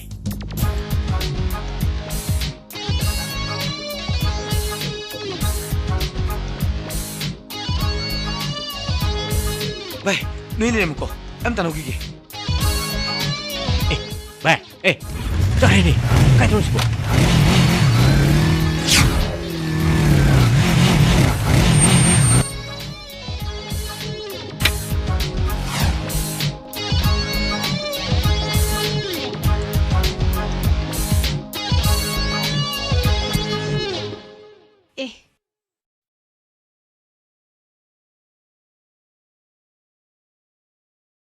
ꯀꯩꯒꯤꯅꯣ ꯌꯥꯝ ꯁꯥꯎꯟ ꯂꯥꯛꯏꯅ ꯅꯪ ꯊꯤꯁꯤ ꯀꯩꯅꯣ ꯇꯞꯅ ꯉꯥꯡꯉꯣ ꯏꯃꯥ ꯇꯥꯅꯤ ꯑꯩ ꯆꯠꯂꯦ ꯅꯪ ꯍꯧꯖꯤꯛꯃꯛ ꯀꯣꯂꯦꯖ ꯀꯦꯟꯇꯤꯟꯗ ꯂꯥꯛꯀꯗꯕꯅꯤ ꯀꯩꯒꯤꯅꯣ ꯅꯪꯅ ꯑꯩꯕꯨ ꯏꯃꯥꯃꯟꯗꯤ ꯀꯥꯏ ꯄꯤꯔꯤꯁꯦ ꯑꯗꯨꯒꯤ ꯑꯣꯏꯔꯦ ꯑꯩꯗꯤ ꯀꯩꯀꯩ ꯇꯧꯅꯔꯕꯣꯏ ꯍꯣꯏ ꯄꯨꯡꯅꯤ ꯆꯨꯞꯅꯅꯤꯅꯦ ꯑꯩꯈꯣꯏ ꯃꯌꯥꯝ ꯅꯨꯡꯉꯥꯏꯔꯤꯁꯦ ꯑꯗꯨ ꯈꯪꯖꯤꯟꯗꯕ ꯁꯥꯔꯅ ꯑꯩꯗꯤ ꯀꯩꯗꯧꯔꯕ ꯅꯤꯡꯉꯨꯔꯦ ꯀꯥꯏꯅ ꯀꯩꯅꯣ ꯉꯥꯏꯈꯣ ꯐꯝꯈꯣꯕ ꯋꯥꯔꯤ ꯁꯥꯈꯤꯁꯦ ꯏꯃꯥ ꯀꯩꯗꯧꯔꯦ ꯏꯅꯦ ꯍꯣꯏ ꯗꯨꯀꯥꯟꯗꯒꯤ ꯀꯩꯅꯣ ꯆꯥꯕ ꯌꯥꯕ ꯑꯝꯇ ꯂꯧꯕꯤꯔꯣ ꯑꯩꯅ ꯃꯥꯁꯦ ꯊꯕꯛ ꯑꯝꯇ ꯊꯥꯒꯦ ꯇꯧꯕꯅꯦ ꯀꯩꯅꯣꯝꯇ ꯄꯤꯖꯒꯤꯁꯦ ꯑꯩꯒꯤ ꯑꯣꯏꯗꯤ ꯂꯧꯕꯤꯔꯅꯨ ꯏꯃꯥ ꯀꯨꯏꯔꯣꯏ ꯉꯥꯛꯇꯅꯤ ꯏꯃꯥ ꯂꯧꯔꯨꯒꯦ ꯌꯦꯡꯉꯣ ꯄꯨꯝꯅꯃꯛꯁꯦ ꯍꯣꯡꯕ ꯌꯥꯗꯦ ꯅꯪꯅꯗꯤ ꯏꯔꯥꯏ ꯍꯦꯛꯇ ꯂꯥꯏꯊꯣꯛꯏ ꯑꯗꯨꯅꯅꯦ ꯑꯩꯅ ꯔꯤꯂꯦꯁꯟ ꯍꯥꯏꯕꯁꯦ ꯑꯟꯗꯔꯁꯇꯦꯟꯗꯤꯡ ꯑꯃ ꯆꯪꯉꯤ ꯑꯩ ꯃꯔꯨ ꯇꯥꯏꯗꯦ ꯅꯪ ꯍꯧꯖꯤꯛ ꯑꯩꯒ ꯆꯠꯈꯤꯕ꯭ꯔꯥ ꯆꯠꯂꯣꯏ ꯍꯥꯏꯕ꯭ꯔꯥ ꯑꯩꯒꯤ ꯋꯥꯁꯦ ꯑꯝꯇ ꯇꯥꯈꯣꯕ ꯄ꯭ꯂꯤꯖ ꯃꯅꯤ ꯅꯪ ꯑꯩꯒꯤ ꯃꯤꯡꯗꯨ ꯀꯧꯈ꯭ꯔꯣ ꯍꯥꯏꯕꯅꯦ ꯐꯔꯦ ꯀꯧꯔꯔꯣꯏ ꯅꯪꯅ ꯄꯥꯝꯗꯕꯗꯨꯃ ꯑꯩ ꯇꯣꯛꯑꯒꯦ ꯑꯗꯣ ꯑꯩꯒꯤ ꯋꯥꯁꯦ ꯑꯝꯇ ꯇꯥꯎꯕ ꯑꯩ ꯈꯪꯉꯤ ꯅꯪꯅ ꯑꯩꯕꯨ ꯁꯥꯎꯅꯤꯡꯉꯝꯒꯅꯤ ꯑꯩꯅ ꯅꯪꯉꯣꯟꯗ ꯀꯟꯇꯤꯟ ꯎꯅꯁꯦ ꯍꯥꯏꯕꯗꯨ ꯀꯅꯥꯁꯨ ꯇꯥꯎꯕꯁꯨ ꯅꯠꯇꯦ ꯑꯩꯕꯨ ꯂꯥꯟꯅ ꯂꯧꯅꯣ ꯑꯩ ꯉꯁꯥꯏꯅ ꯍꯜꯂꯛꯄ ꯌꯥꯔꯕꯅꯦ ꯅꯪꯅ ꯑꯗꯨꯃ ꯍꯥꯏꯔꯝꯕꯗꯒꯤꯅꯦ ꯑꯩ ꯑꯗꯨꯝ ꯒ꯭ꯌꯥꯟ ꯃꯥꯡꯕ ꯍꯧꯔꯕꯅꯦ ꯑꯗꯣ ꯅꯪꯅ ꯀꯣꯂꯦꯖ ꯀꯦꯟꯇꯤꯟꯗ ꯏꯕꯥꯏꯅꯤ ꯎꯅꯁꯦ ꯍꯥꯏꯗꯣ ꯀꯩꯒꯤꯅꯣ ꯑꯗꯨꯁꯨ ꯅꯃꯥꯟꯅꯕ ꯁꯥꯇ꯭ꯔ ꯃꯌꯥꯝ ꯃꯃꯥꯡꯗ ꯑꯗꯨꯗꯤ ꯏꯕꯥꯅꯤ ꯀꯥꯏ ꯎꯅꯗꯣꯏꯕ ꯁꯨꯝ ꯁꯤꯟꯁꯦ ꯍꯥꯏꯔꯣ ꯀꯩꯒꯤ ꯎꯅꯔꯣꯏꯗꯣꯏꯅꯣ ꯑꯗꯣ ꯅꯪꯅ ꯅꯃꯥꯟꯅꯕ ꯃꯌꯥꯝ ꯈꯣꯝꯃꯤꯗꯣ ꯀꯩꯒꯤꯅꯣ ꯍꯌꯦꯡ ꯁꯛꯀꯤ ꯑꯣꯏꯍꯧꯅꯕꯅꯦ ꯀꯩꯒꯤ ꯑꯩꯕꯨꯗꯤ ꯌꯥꯝ ꯊꯥꯖꯗ꯭ꯔꯤꯕ ꯑꯁ ꯅꯪꯒꯤ ꯃꯔꯦꯃꯛꯇꯨꯗ ꯅꯥꯟꯊꯣꯛꯑꯒ ꯆꯦꯟꯒꯦ ꯇꯧꯕ ꯑꯃ ꯌꯥꯎꯔꯤꯅꯦ ꯑꯩ ꯆꯦꯜꯂꯨꯏ ꯑꯩꯒꯤ ꯄꯥꯝꯖꯕ ꯄꯟꯊꯨꯡ ꯑꯃ ꯂꯩ ꯄꯟꯊꯨꯡ ꯑꯗꯨ ꯌꯧꯕ ꯃꯇꯝꯗ ꯅꯪꯅ ꯑꯩꯕꯨ ꯈꯪꯉꯛꯀꯅꯤ ꯅꯪꯅ ꯀꯣꯂꯦꯖ ꯂꯣꯏꯔꯒ ꯄꯣꯁ ꯒ꯭ꯔꯦꯖꯨꯑꯦꯠ ꯑꯗꯨꯗꯤ ꯀꯔꯤ ꯑꯗꯨꯗꯒꯤꯗꯤ ꯅꯈꯣꯏ ꯌꯨꯝꯗ ꯑꯩ ꯑꯁ ꯅꯪꯅ ꯑꯩꯈꯣꯏ ꯂꯥꯛꯇ꯭ꯔꯤꯉꯩꯗ ꯏꯃꯥ ꯃꯃꯥꯡꯁꯤꯗ ꯑꯩꯈꯣꯏ ꯅꯨꯡꯁꯤꯅꯩ ꯀꯃꯥꯏꯅ ꯇꯥꯛꯇꯣꯏꯅꯣꯕ ꯐꯔꯦꯁꯦ ꯍꯌꯦꯡꯁꯦ ꯁꯨꯃꯥꯏꯅ ꯇꯧꯔꯁꯦ ꯑꯩ ꯒꯥꯔꯤ ꯄꯨꯔꯛꯑꯔꯣꯏ ꯑꯩꯅ ꯁꯨꯇꯤ ꯊꯣꯛꯂꯛꯄꯗ ꯅꯪꯁꯨ ꯑꯗꯨꯝ ꯊꯣꯛꯂꯛꯑꯣ ꯑꯗꯨꯗꯒꯤꯗꯤ ꯏꯕꯥꯏꯅꯤ ꯆꯠꯃꯤꯟꯅꯔꯅꯤ ꯌꯥꯔꯦꯗꯅ ꯌꯥꯏꯅ ꯑꯩ ꯆꯠꯂꯒꯦ ꯆꯠꯄ ꯌꯥꯈꯤꯔꯣꯏ ꯏꯃꯥ ꯍꯜꯂꯛꯈꯤꯁꯅꯨ ꯑꯣ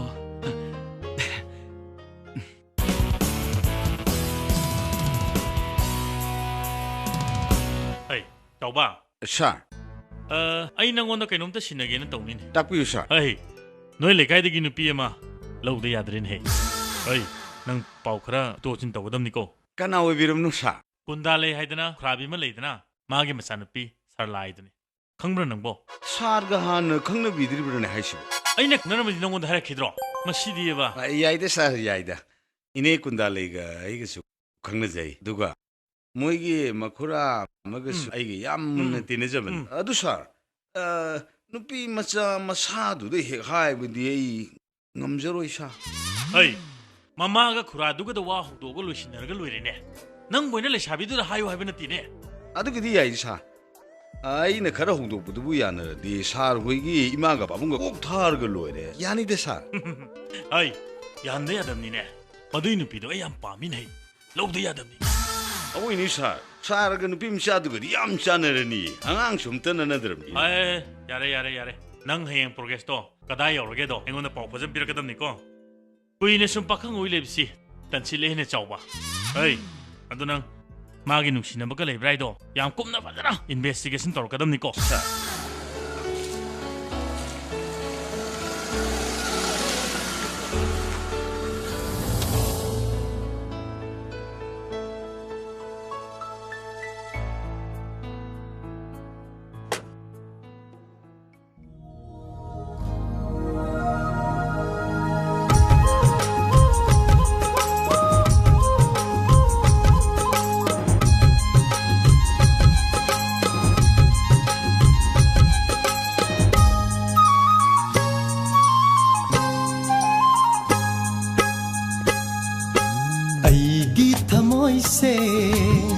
वसंत हाइदो लाक्ल माने नुंसी लैनम न थले ꯑꯩꯒꯤ ꯊꯃꯣꯏꯁꯨ ꯅꯨꯡꯁꯤ ꯅꯪꯒꯤ ꯆꯦꯡꯂꯧ ꯎꯔꯨꯕꯗ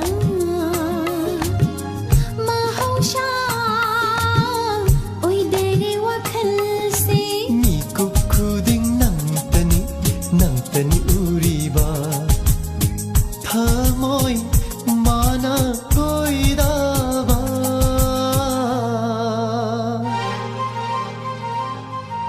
ꯑꯩꯒꯤ ꯊꯃꯣꯏꯁꯦ ꯅꯨꯡꯁꯤ ꯅꯪꯒꯤ ꯆꯦꯡꯂꯧ ꯎꯔꯨꯕꯗ ꯃꯍꯧꯁꯥ ꯑꯣꯏꯗꯔꯦ ꯋꯥꯈꯜꯁꯦ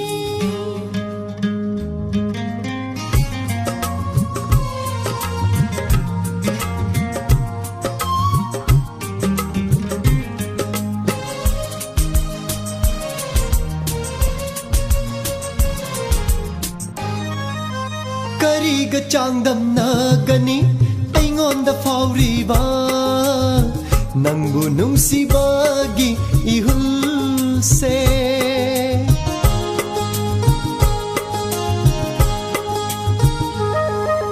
그리가 장담나가니 아잉온다 파우리바 낭부 눈시바기 이훌세 ngamlabadi 장담나바 nungshibase awang bachingna kay dauruni akan ba iray na suheloida 비로네 타모이도 아잉온다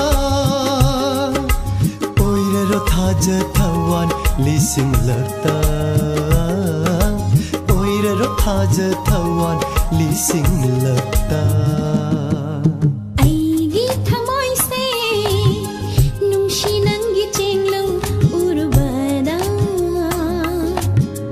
mahausha oidare wakhal se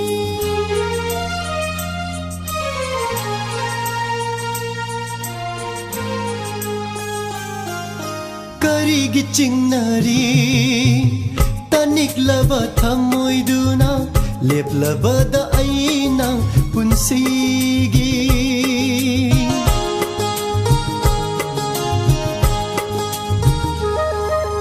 करीगी चिंगनरी तनिक्लबा थमोइदुना लेप्लबदा आइना पुन्सिगी poklu bananu jagi mapokta pithok pasungam dare thamoy se aigi haibado khaktana लेप्लबानी नंगिदमा पुन्सी से नुंसी समाय लैररोय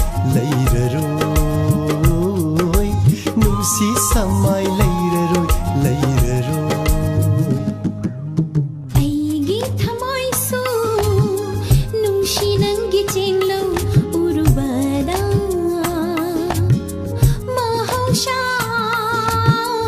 oidare wakhal se कुप खुदिं नंतनी उरीबा थमोय माना कोइराबा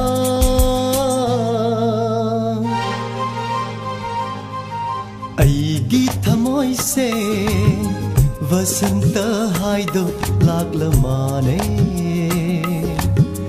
नुंसी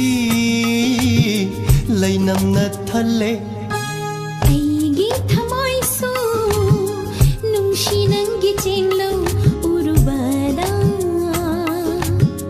mahausha oidare wakhal se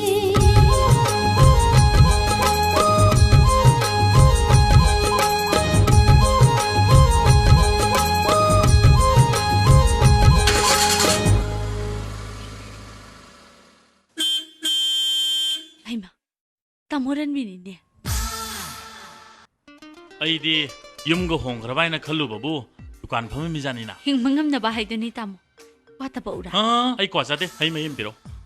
Oh, yam nungay na misa nina. Ado, pawam di hodong na bapam ni ko. Imadadi ay nahudo ba ni? Wapam do yaningi. Adobo, mangundadi hudo pang hamjadri. Yare. Nangge paw sajik tu di Henry ne. Fare. Isay tabang ni naba, ningon na nek thoroy. Matam khara leiraga tamo khogi yumgi ahlaman thabiyo. Aisu angama mateng pangjagi. Ai mai sida leiri. Hauji ke doroba. Hauji makti mahak lohoningdabagum taw. Yare ko. Ay ne, patang chana paw pirake. Ado, nang laktrasu. Nang nahan nong macam na kiba. Kari mai maming du kari. Ato tamo ay wam thaijagi ba. Lohongadaw su kuidrabanina adong mawakhalado thadokpiyo. Hey, nang nang udah poktak pikir apa nanti nih, kang apa? Hey, singgah syarat na. Hey, coba mi oi bahaya betul di. You kan upi kalau ini bahaya kita nih. Hey, siapa bisa silo? Pasaya zare tamo. Tuh silo. Pai khasu kita ngare kaigino unasena sum hari dubo. Sum unaning ba. Khara su khang batamu go. Matam hogi ba haibese khangudabane. Pai kha phajana pastor tradi idea roi dawni go. Pekai wabo. Asing bane pekha mirai be sumdi. Pasma to jini minang bo. Raingona handaki pekha se loraga atopa state amna thane haido. Kande. Le makam to maninga ne. Mai tamasno. Ai di lohngani. Thangal bazar da ai ge mingda leiba dukan do. Alu sambor chindaraga ne. Wai mani matum answer la house na ano chingkhla da ne. Nusibra. Mina wa hairaga mai de tang ausnara adawni. Nang na hair study dawbudo. Ay yam pami. Oh, nang yam pam na pamaga ne. Ay luhong mutung tamage. Yai dana. Mahi tambaga ne. Yumban bagi punsiga anise punna satminaba ay pamde. Ay ay na sukhande. As, nani poy hani ba. Oi kulis ki oza paking ari basingdo. Mumita ma chumchumdi. Ay di puring mna ne. Kutke je mare man tsane. As, asibu wane na ay bo ngam sa sunadana. Ay na muthado chapa pamde. Pabung na chalo chaning de ba. Ngah ka kaina na bagi damak chalo haiba nati. Nanga thengna rubase ayawai. Ado, akhoi ni he sen bada mipung khudi maknane. Oza sarlado satra mada sen khre ne heta haina doiba. Masidi nungsindabi wafam ne. Oza satri mai dinate. Mi masim mengam bro. Mawarok daba. Yang kupna khalaba matungdani. Aina nangbu atopa state amada satna na baharise. Chalu ko. Ay nangi wakal kangi. Nangi damak ichat na buhan narage. Ay gidamakta. Nangi damakta. Nang na adum na haibado ayam nungay. Nangi damakta na tadi kanagi wani. Masidi minamasinate. Aygi tamoy nangi tolpo wafam ne. पांच पारी मोई बैनु जीवन जाने बोई पांच पारी मोई बैनु जीवन जाने बोई बुइलाले कैले हो बोसलाले कैले हो बुइलाले कैले हो बोसलाले कैले हो टेडे डेडे डेंग पांच पारी मोई बैनु जीवन जाने बोई टेडे डेडे डेंग पांच पारी मसी तौरिसी जी बाबूजी Hai nama ibu mahal kerabra. Hai nama ibu mahal kerabra iba. Ujik tilak trebau. Ngaler dilai bauji. Mana kereng ngala angudra harga. Ujik pau bahal andring si. Hai telefon gari toroktra. Tauri bauji. Tamo wari sare. Nang tamo bunga si karim satok kotok tau drabra. Tamo di lari am kan pare. Karim tu satok trebauji. TV radio tape काम तो थालाक तो उधर ना बाऊजी तामो परीक्षा कुइद्रे आई radio थारे दु मायाम साउरे आई नंग तामो न तौनो थबक तौरुन को तै जादन तोक्सिनी मतम चाना मागी कॉफी हैरा पियु हाइबदु नंग पीद्रा तामो कौद्रे दी चंगे चैरे आई कीरे दी चंगद्रेबा आई नमाई बे मदो हेक लाग पका ई कार थारो जी बाऊ ओ ममा हले कदुंग नबा यावरगे मोय बाबुआ कईदों यावरगे काइन इनो नो थरदना नंग असि चै जाने दे खंगद्रिने कइनो आइबु दुकानदगी हंजरकपदा मंगाइरी बहादुरा से ngaसी पुसल्लो अस माजी असि ngaदी अतेक पने मम्मई फेरे बरा हाय नंगदन लेत्रसुने पुसंग्रो ngaदु अस इमुंग दे लेनिंग दे बना सानु पाना युम दे ले इप्सी क्यानि छुरे ꯑꯩꯁꯨ ꯗꯨꯀꯥꯟꯗꯒꯤ ꯇꯠꯇꯅ ꯇꯦꯂꯤꯐꯣꯟ ꯇꯧꯔꯛꯏꯕꯅꯤ ꯑꯩꯁꯨ ꯂꯦꯝꯅ ꯂꯩꯊꯣꯛꯄꯗꯤ ꯅꯠꯇꯦꯗꯅ ꯅꯪꯅ ꯉꯥꯏꯍꯥꯛ ꯂꯩꯇꯅ ꯇꯦꯂꯤꯐꯣꯟ ꯇꯧꯔꯛꯄꯗꯨꯅ ꯏꯆꯥꯗ ꯑꯀꯥꯏꯕ ꯄꯤꯔꯤ ꯑꯗꯨꯒꯤ ꯁꯔꯨꯛꯄꯨꯗꯤ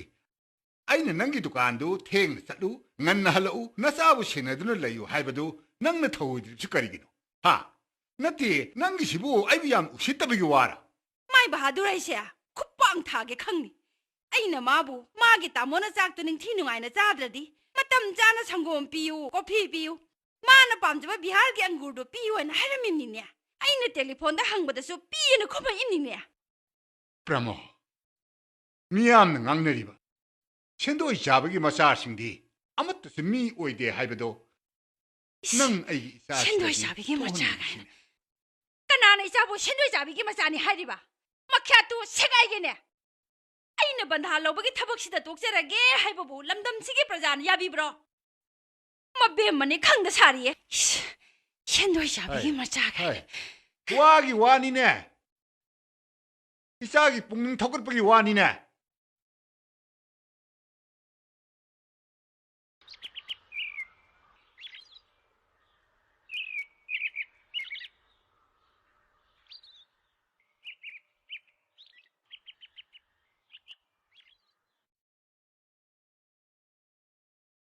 레콩아이 너쇼마가 나쇼미체 아싸 묵세이게라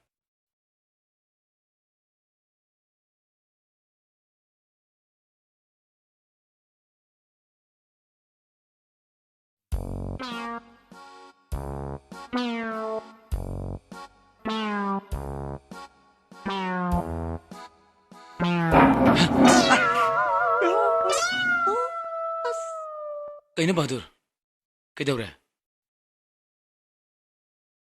तमो दी लेरे तुम पा लेरे ऐ संगम पीरे चेरे चा पीरे अदु चेरे ऐ तमो चे मंदना ऐ माइदी कायरे अदु ऐ मनिंग चंग अदी तमो चेरे दु मनिंग द चेरे नी मनिंग द चेरे दी ऐ इकाइद्रे तमो कॉफी थो पिरो से बहादुर बाबूजी के माजी के ले आओ ले हो द्रे तमो बाबूजी सो माजी सो दुकान द लोइन चले टेलीफोन याम तोरे संगम पीबरा कॉफी पीबरा अचापोट से मगा थम्बदु पीबरा याम हांगे ऐ कीदना तमो द टेलीफोन पीद्रे फरे अदो मदन टेलीफोन लासो नं खरा पायो को ऐ छिदिंग तन लई पागी के अदुदी तमो ऐ अमुक माइना अमुक थोक लगे को तमो तमो सी या यम फरे को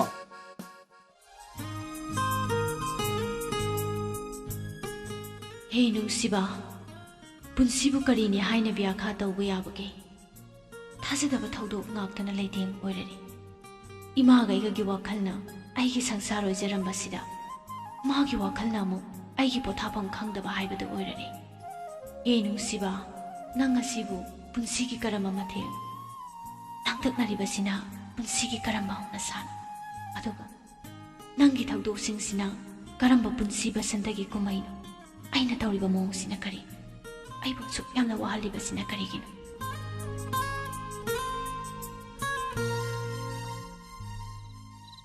Ibema tumning riba nangbo matam ase a yore tumna naba tawro lao ima ai larik ama sum paramane adubu thengi haibani matam ase a yore tumna naba tawro lao hoima ehe nangi khurai bungona da ke sodo ngasidi ima ga kethen da thengnei nang khurai bungona ne handagi sana kanna honabi badagi machanu pado parikha thongna nungaina pang thokhrena kaya da harauna tamai masana phadana tawrini di ima adubune sarla ima bu pang na su unu ko ima nangi da ba khanbada unthokna wakre to sibe ima phare ima wa ngangaro adubu ima na pamda ba thabakti tawnu ko lao la tumuro lao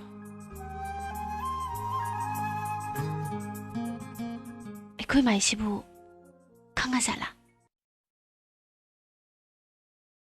manager बाबू नमस्ते नमस्ते बहादुर लाउने fumes लाउने manager बाबू ऐ हाइनिंग बामा लेरिनी करिनो अस manager बाबू की मखाद लेब salesman Singh दी याद रे वो पूरा सोए रे वो असी बाबूजी सावरे येंगो मैनेजर बाबू आई युम सिदा थबक फजन तोरे को अदु मैनेजर बाबू की मखाद लेब सेल्समैन सिंह दी थबा मत तोद्रे बिल्कुल सोए रे अखोय बाबूजी हम सावरे बाबूजी सावरे दी माजी सावरनी माजी सावरे दी बहादुर सावरे दी का बहादुर सावरे दी कैसे तोबुंगा मर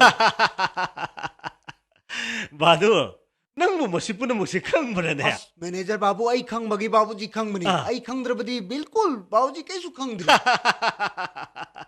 बहादुर मैनेजर बाबू आई ने हुजे हाई बसिंग दो हौजी बाबूजी द तंगनु को आई salon Geva I salon gay O Ibungo Madho ngahang ngai na re do kaisu kai de da isa man gi parikha gi paw si ta ba da nungai man khidna maru pang sing sina phone si pagdok lu torok ba aduda wari botai sadrung hak lei thoro hoi tai bungo ai sui bungo mani gi nungai bese yauje gi ne lakchari ni tai bungo timbe ma hanak ti khoi mani na parikha si da result wang na lak bese masi bu nungai ba leitre ibungo ma tho masi puno ma si na khoi me am na hon bi ba de gi phangi tai bungo nungai pham ga khang ba jana te dai bungo nang tai bungo na mapanda ibungo do larik tamba tharane na amuk tawrisini adudi yam phawani kenu timbe ma angang haiba sidi yaring khoi mapana tamhang ga dabani gyan haiba sidi tanjalim khai loi kham nai ponte da aduni ma tho ai ne na tai mem da hai ri si tahi ni gi matam bu kayam kuini gi hoi mani tai bu he ai di kaw bu kaw ma tho hayeng ngasi ma khoi gi college da function na ma tawni ai khoi ibungo so ma khoi gi prize ga mana ka su pi ni ai da hai ado nang sung haking chalu si ko hoi na te mem su tak ka dori ai soi de ni yauje ge tai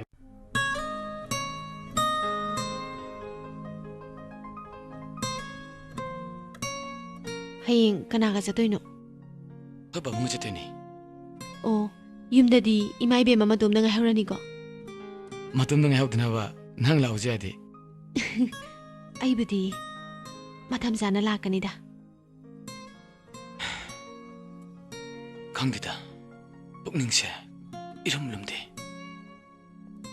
akhoi madi ai chakrani habtuda rana ne ka paukre imanadi ai biam chaning dabne ai biam chaning ise hoi babunga nangane matam khara nang na satoise ai khoi ni gi damak yam phai ado chatana saladi khabar da minga madi photo yaw bangam na ba kana hona se as khabar da photo yaw ki don don da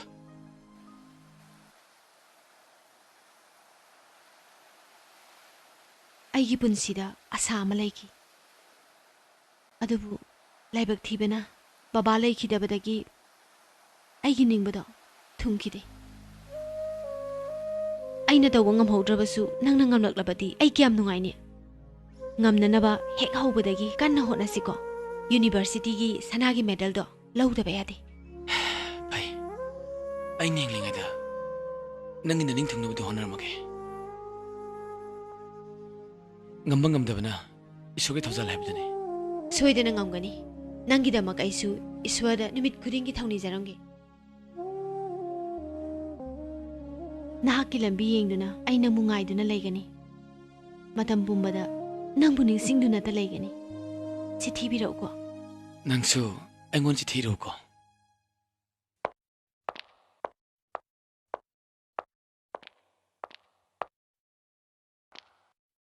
on thok pani da ko pramo ai di haine ki da ko moi babo isado mafam sana sida birambu ko nungai khidre da ko pramo machin phatta bana mali ba na pi na nogli ba ai na sabu atam na chandigarh da thari busi mafam madu da ai gi moi mapang sing yam na leibana ai ani gi matam hai busi khangau bu matam na ti ne na sa no pa si pit pi ba ngang su na ti ne haina di ai na pi ga ru te tho na sa no pa si na u khra ga nungai moi babo na sa no pa di hau ta ba sa bu su haina di na hostel gi me sai du bu yam na hok te haina dai ne adu gi da mak ta di nang kari su khalun ma na hostel le ba haina di haira ga su ai gi maruk atwal gi te lei ba ai da na ꯃꯤꯒꯤ ꯃꯌꯨꯝꯗ ꯂꯩꯕ ꯍꯥꯏꯕꯗꯣ ꯑꯩꯗꯤ ꯄꯥꯝꯖꯗꯦ ꯑꯗꯨꯅꯕꯨ ꯍꯣꯁꯇꯦꯜꯗ ꯂꯩꯅꯤ ꯍꯥꯏꯔꯦꯗꯅ ꯅꯪꯅ ꯄꯥꯝꯖꯕ बाजी तामुन कौरे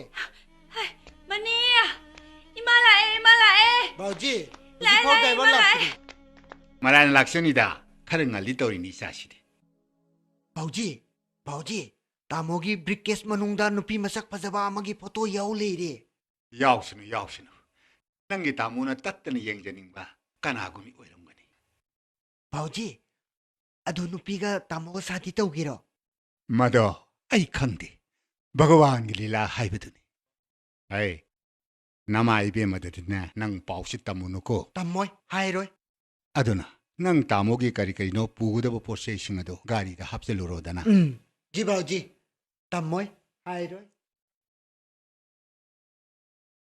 चाना न मखोय अनि सिबु नुंसिनबा हाइबदु तौरबा जालाने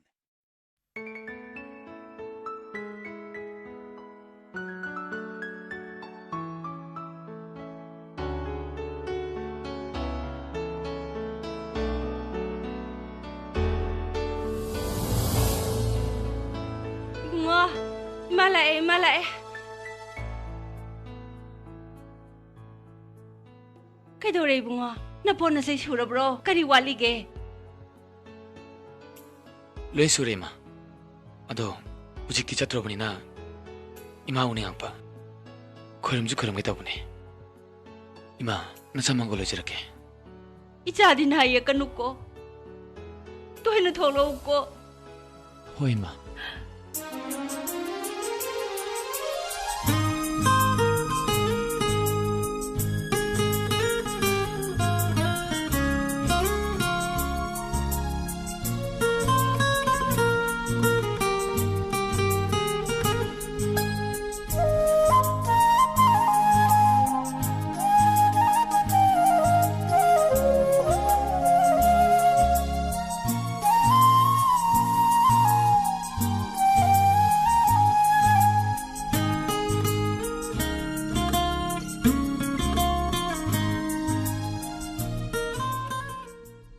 थाजे नंग सोदन लाकनी हाइदना ऐसे नंगी ननाक्ता अदुम लैना खल्लो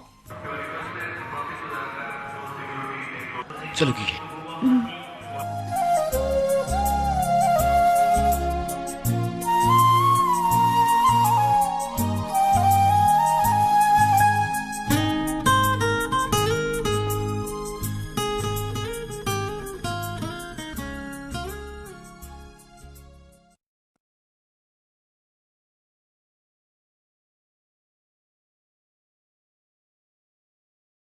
जय श्री गोविंद महाराज जी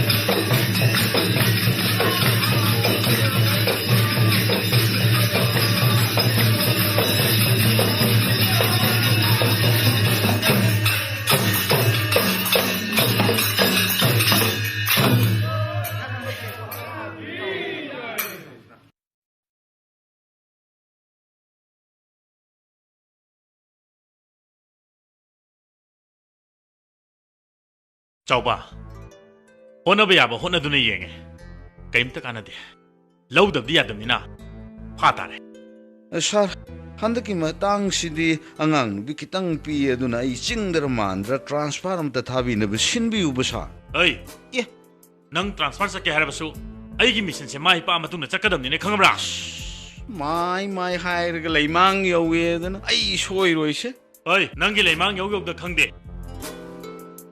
अईगिदी थबुक माई पाक्तबे यादे सरला लौदबे यादे ngaiko adu nang gitadu tanarasu tanasira ꯑꯁ ꯑꯗꯨꯁꯨ ꯑꯩꯈꯣꯏ ꯑꯉꯥꯡꯅꯤꯅꯦ ꯁꯥꯔ ꯑꯗꯨꯅꯦꯅ ꯐꯔꯝꯅꯤꯅꯦ ꯅꯪꯒꯁꯨ ꯈꯪꯅꯔꯦ ꯑꯩꯒꯁꯨ ꯈꯪꯅꯔꯦ ꯑꯩ ꯀꯥꯟꯗꯦ ꯍꯌꯦꯡꯁꯦ ꯒꯤꯇꯥꯏ ꯃꯅꯥꯛꯇ ꯉꯟꯇꯥ ꯆꯠꯀꯗꯕꯅꯤ ꯂꯥꯛꯑꯣ ꯀꯣꯏꯕ ꯆꯠꯁꯤ ꯂꯥꯛꯑꯣ ꯆꯠꯁꯤ ꯂꯥꯛꯑꯣ ꯑꯁ ꯁꯣꯏꯗ꯭ꯔꯦꯗꯅ ꯆꯥꯎꯕ ꯅꯪꯒꯤ ꯅꯨꯃꯤꯠ ꯁꯨꯔꯦꯗꯅ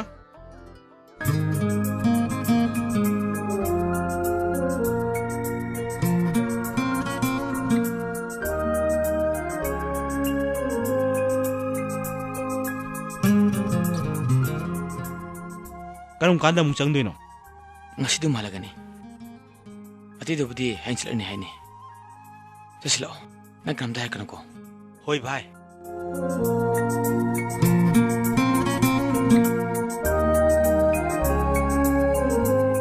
ichabu laik tamani haina changkhibadu kuidi daine kari tawba yaurabagi asuk thuna tholei ai kinom kaumba adugi thoksarakpane ma ngasi thangjani na class tawdaba hayeng sinu maijing suti ne ado ai hanchi class yamna ba hayeng mo chutu ne ma isana hairi sibu isagi mafam asi yam nakra nei bungo yam nak padina ti ma adubo plane na nak pala pa habisi dilectre ma adu isana lakpabu nang oja unage haibrane hoi ai ma bum to unjang bilak sawni ma lao ima hairamge nang mabu unou ko lao Bima! Kay hage ima? Nila ine. Gita orang ani. Sanghalo ima.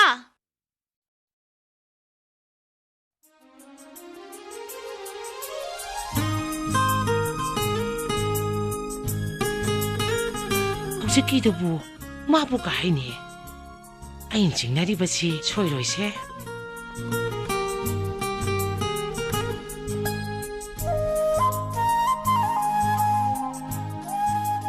Sarla.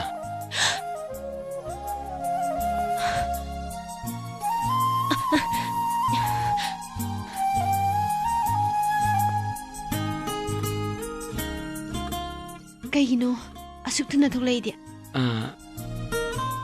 Kainom kaumba. Kari karamage. Kainom nida. Phammo. Telephone da khuraingo da paw hairaga sidagi dum thara asu yabadubu. Telephone da haibe yadaba aduna ne. Kaino dudi.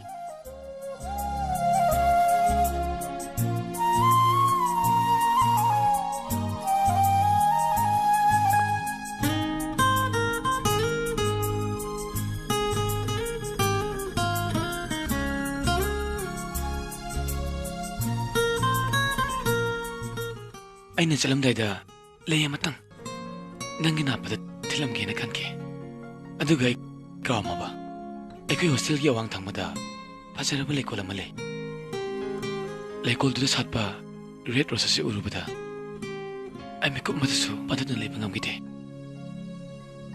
leyese ikut magna aina chalamda de helapane lena amatu se chohendana section na porpane Sarla changsilo ai leyese nangi na pata tirke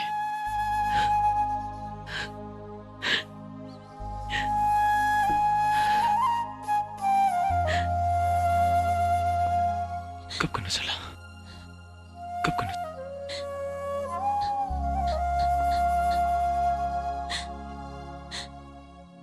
masidi awaba ki pinate senglaba thamoi degi tholopa nang munungsi bagi senglaba saktamne ai hai pang kangde Sarla adubu aina jingnaba amadi kari jingnaba lerige asigumba kari sunataba amagisu yumde heta halakpa wafam amagisu yumde heta thololabadi nangi sarlana pamjakibadudi karamna imit tawjagani aina ngasi lakli bese nangna karisil tu maram ni khanbra nate ngasi gi numit asidi nangi sarla gi mafam dadi kangum laroi da numit oirabane aina pamjabado thunglaroidra haiduna haijakibane aina lalam labasu ngakpiyu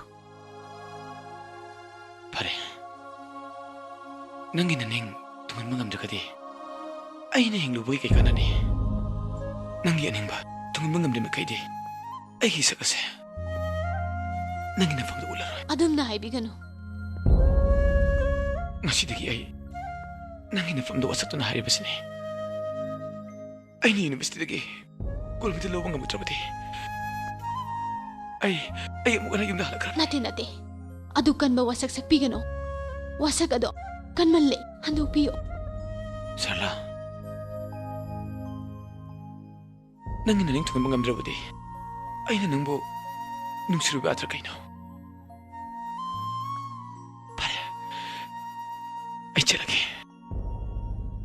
ai damag lining amuko aina mai pak halakbudo nangai amuko nang halak pangai badana pangan sola bisar lagi asa hoi jaramge ai soidana halakane punsi basanta ki nungalam daida ai namulo ulakane basanta gi nungalam dai basanta ki nungalam dai adudagi khoini amatto eleminaba mani nangi nafamda aina thamliba nungsiba asina aseng manungsiba makta haibado orabadi nang soidana mai pakna halau ko ikhau langna aikhoi ani gi basanta gi nongalam daibu ai ngairam ge ko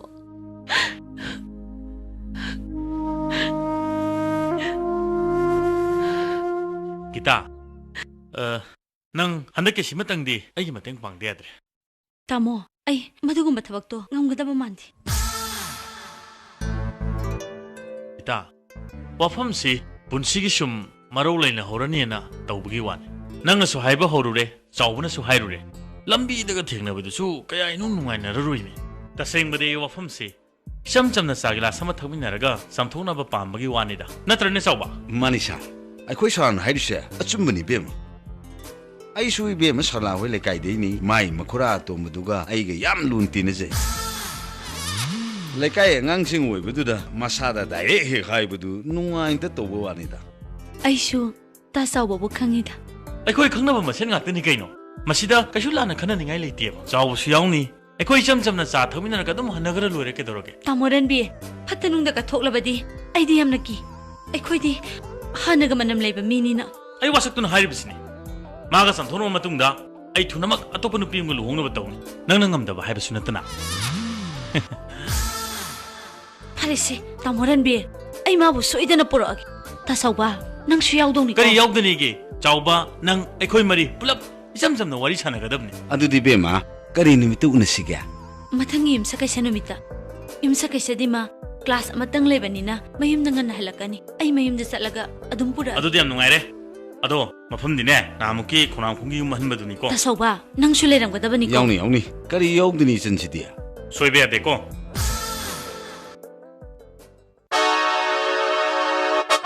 hey lahore ba lahore sa lahore hey sarla yam singbu nupi ni sa akhoi na silver plan si kitang khangi bada na thu chen gi dore aina nongona sinama sing mathang manau ning sing ai ko sing ni sa matang chalo manung da leiro na panisha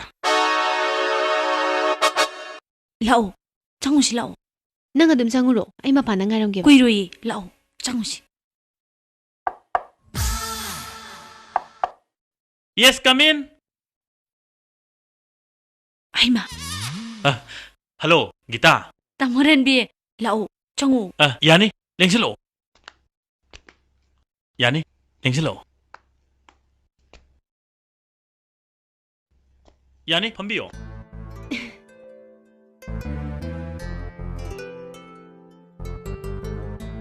Tamose Ranbir kawi police officer ni akhoi gi bunga magi marup ni adu tamo ai ga langminari se sarla kawi college oza ni ai ga pisapik lingai dagi dinarappa ai hana ujakhre khangna da bagi wan ngasi khangna base yam nungai ai khangjadi ngasi coffee amam thakminaraga khangnaraga loire natra Gita mani tamo chawba coffee home da poro panisha ai gi to birano otherwise can be no coffee am tang thaga khangna babu kayam kaige ai gi sen ga sulang minna bani isen gummani ado Gita na hairisi ita hoigi bungodu hadok si haibu orini ne. Hoi tamo. Pokti hai dona su. Tana na je de le ko kudu. Tamo na khara phana na batau biraga do piyo haijagi laksabani tamo. Hoi, matam phatta basida matungdadi gyan ta haluko. Matungdadi kana senazarage tamo. Aina ngalu na rubadasu. Phana gyan ta na le haurabani. Sidi aina khangwa ngaktani na. Tasawbusu sida leibore. Ai bema thabak macha ta wai sidi si ngaktani ne. Thabak macha ta wahungna de ko. Noi orum sidi ikai ya khreda. Se kopi thaksi. Nati noi bo karai yong narubono. Gitagi loan gi senfam khara bank tagi lawgado ba leiba. Adugi chatmina rubane tasawba. Yumdaga di no to lonjaba nati ne hei bema. Nupi thiyu yadaba nupa amaga loina rudana onthok no wa khre. Se. Nungai hidre de chawba. Mana de buksel sengmani na ngang he loiba naidaba. Ibema gita ibung wan ta haige ba. Hayu kedogi tasawba. Yam kuigidab nati minute amkhaktani asonka sida amta. Sida sum hayu kedogi. Akhoi angang u kariyo. Minute amkhaktani asonka ta. Ita yara roi. Anam kan ngar pone. Ongta haelu rose. Nang minilam ta pamamu ko. Lao.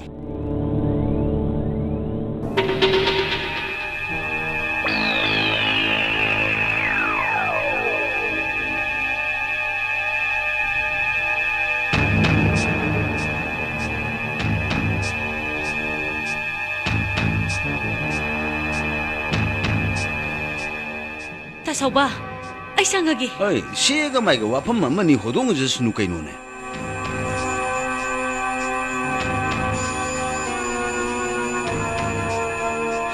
Kari kok ngobirabra.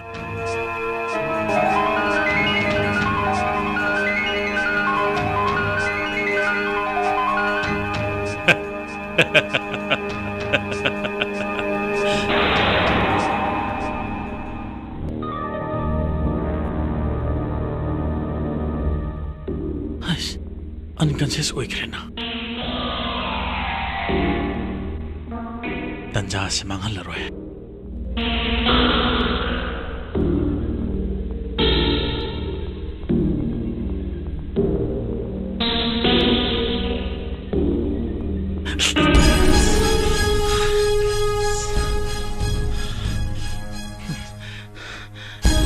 Masigi lay asigi tingkang sina aigi kutta tinma. Adudi lay asi nay khaiba tai.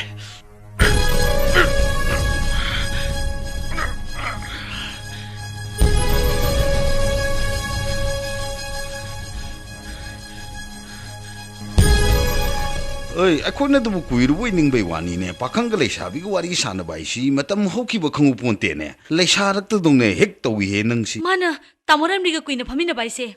Hainarang gada bamandi. khit taro noi bem sanang su pakhang ga leisabi ga phaminna ba haina rimni haina dra ga munai kokjara kani kaino Madam se phana kuire mi tasawba.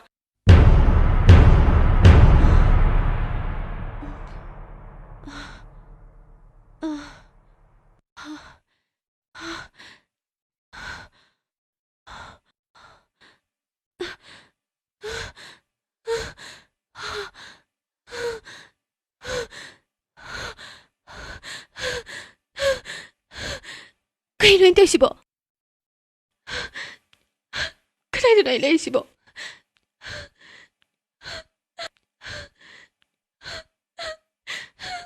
Kaino inte ori sibo. Sala. Khangau da bathodok haibaduni. Ai bulana logano. Aina nuksiman madagi. Nangbu paman madagi. Nasidagi nang. Aigi haibadu oikre. Aibu. Mipata! Hinzaba! Nang naigi pamda zaliba sajaga se bangdaba aton masagi sajani. Nang minate. Nang na tawzariba asame amaduna nagta thori thuangani. Nang na natana patta ba thorang asibu sinbe yariba bunama pusu. Aina laban kumgani. Nang na ibu gyan manghalaga nang yoy gane na khanbata hawjik aina kaidorake.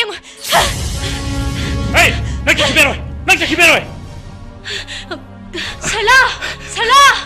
Kaino toy matok sibo? Sa सरलाजी Sen खरे वजाओ म कशु खलुनु को खर ngang saknaraga haije sacharaga mak soidana maki condition na aiga luhongye ji yaraga hoi tubi ge marai ben singa tani ne chawba khangdri bungo tawdousi aikhoi bu kana leite na usitadna tawri bani nanau leijeri kaido sige haibedu khanaraga maragi mati chabadandi phangangani usittabadi yaro Nachanupina Bulista case amadi thanga khare hai haunabi matungina thabak chathari nupa adugi mama mapa sulaktuna khuramduna luhong baromda onsilase so hairami ibe manadi kari hairiba asigumba sajatpu nupi oibi kanana khangba ngamgadori bano ing tapatana gulloi jarabasu isada mina lalakpa lakjaba yadaba sathiba mataw amadi yauri wakreda koi bungo itaima hingba ngamgadaba malaktare ai khangi teima mi singasi onthokna phatkidreda makhura maton singna marolama leipa wa tho oidringeda luhong khrasi haiduna laibak thibi imai chagi mayok ta leirakli nupi oibini izat mangle haiduna su saram chat paduga karam nei chaga leiminaga dori bano nupa amaga nupi amaga yawi haibududi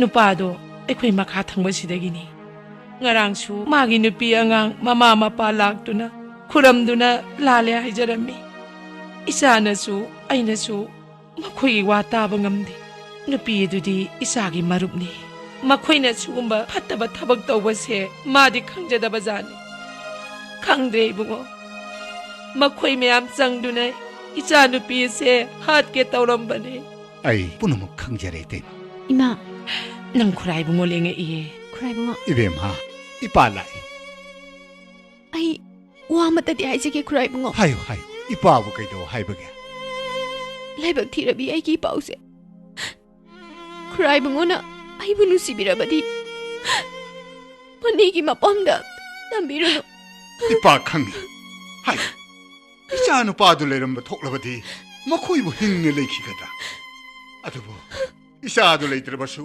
mapa ile icha gi laman khumbada ipa soidna yawgani ne be ma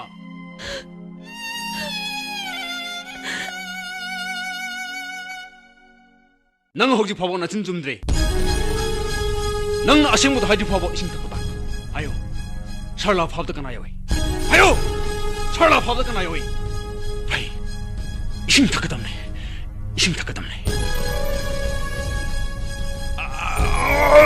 ayo sarla phab kana hairage ayo sarla phab kana yoi ayo sarla phab kana yoi ai di khangjadamani ai di yamna chu yawjadamani ai koi saran bina haibudagi ai thongdok sida chenerubani thongdok to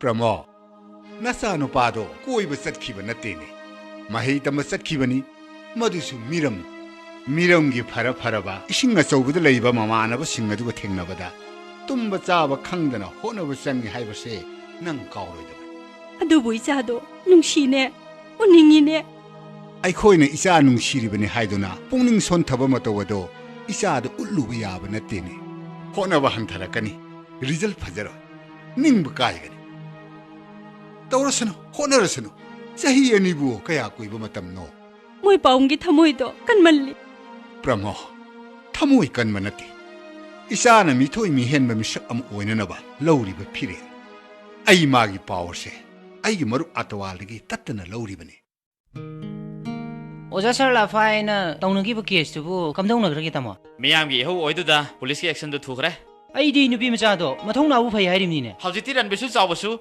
suspend tawredana jail jawredana adoran bi do police ne ji khang jalo ꯃꯤꯑꯣꯏꯕ ꯑꯄꯥꯝꯕ ꯍꯥꯏꯁꯦ ꯌꯥꯝ ꯉꯥꯎꯕꯅꯤꯅꯦ ꯏꯕꯨꯡꯉꯣ ꯃꯤ ꯑꯆꯧꯕꯁꯤꯡꯗ ꯊꯣꯛꯄ ꯋꯥꯔꯤꯅꯦ ꯇꯥꯃꯣ ꯂꯩꯕꯥꯛ ꯄꯨꯝꯕ ꯌꯥ ꯂꯥꯎꯅꯔꯦ ꯇꯥꯃꯣ ꯈꯪꯗꯦ ꯂꯨꯈ꯭ꯔꯦꯗ ꯇꯧꯗꯣꯔꯤꯁꯦ ꯏꯕꯨꯡꯉꯣ 마수 뻥말라바이더니 호찐누는 마펌두다 짱우리두부 ꯑꯗꯨꯃꯥꯏꯅ ꯇꯧꯅꯦꯗꯤ ꯃꯥ ꯀꯃꯥꯏꯅ ꯈꯪꯗꯣꯏꯕ ꯐꯠꯇ꯭ꯔꯤꯗꯤ ꯃꯥꯏ ꯃꯃꯥꯟꯅꯕꯤꯗꯨꯅꯤ ꯄꯥꯎꯁꯤ ꯑꯩꯈꯣꯏ ꯃꯅꯤꯅ ꯇꯥꯔꯗꯤ ꯀꯃꯥꯏ ꯇꯧꯅꯤ ꯇꯥꯃꯣ ꯃꯗꯨꯏꯗ ꯃꯈꯟꯕꯗꯅꯦ ꯇꯥꯏꯉꯣ ꯔꯥꯙꯥꯒꯤ ꯁꯣꯔꯁꯦ ꯃꯊꯥ ꯌꯥꯝ ꯁꯥꯔꯕꯅꯦ ꯍꯦ ꯅꯣꯏꯗꯒ ꯃꯤꯅ ꯍꯪꯉꯗꯤꯅꯦ ꯈꯪꯉꯅꯤ ꯌꯥꯄꯣꯠꯇꯦꯀꯣ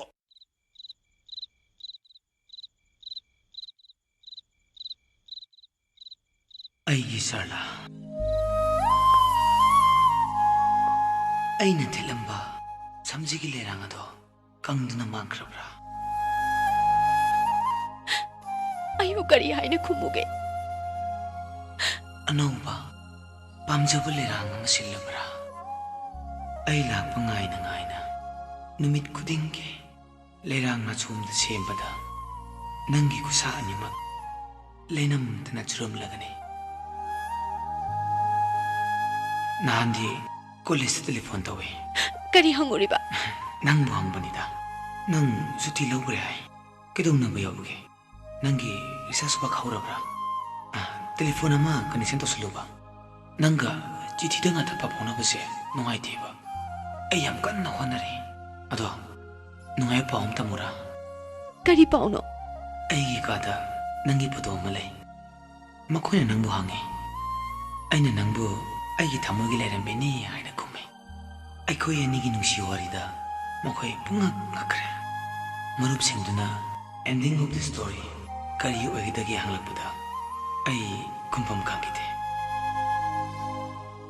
이미타 낭보리 나쿠타 앙호바 건돌레랑 파이파이드나 낭나 아이기 마이까 잉마다 까야도 와랑거다바 와다브라 아이부 까리 하이나 군무게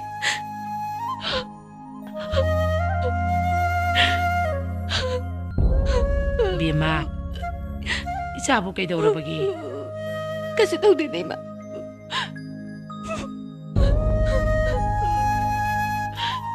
ꯅꯪꯅ ꯑꯗꯨꯝ ꯇꯧꯔꯕꯗꯤ ꯏꯃꯥꯗꯤ ꯀꯔꯝꯅ ꯂꯩꯐꯝ ꯈꯪꯒꯅꯤ ꯃꯇꯝ ꯈꯔ ꯌꯨꯝ ꯑꯁꯤ ꯊꯥꯗꯣꯛꯇꯨꯅ ꯏꯃꯥ ꯏꯆꯥꯕꯨ ꯀꯗꯥꯏꯗꯅꯣꯃ ꯂꯩꯔꯨꯔꯁꯤꯔꯥ ꯀꯔꯤꯒꯤꯅꯣ ꯏꯃꯥ ꯂꯩꯀꯥꯏ ꯑꯁꯤꯒꯤ ꯅꯨꯡꯁꯤꯕꯤꯕ ꯃꯌꯥꯝ ꯑꯁꯤꯅ ꯉꯥꯏꯍꯥꯛ ꯂꯩꯇꯅ ꯍꯪꯕꯒ ꯃꯤꯋꯥ ꯉꯥꯡꯅꯕꯒ ꯏꯃꯥꯁꯨ ꯃꯄꯥꯟ ꯊꯣꯛꯄ ꯉꯝꯁꯤꯜꯂꯛꯇ꯭ꯔꯦ ꯏꯃꯥ ꯁꯤꯈ꯭ꯔꯁꯤ ꯍꯥꯏꯕꯒꯤꯗꯤ ꯈꯪꯗꯦ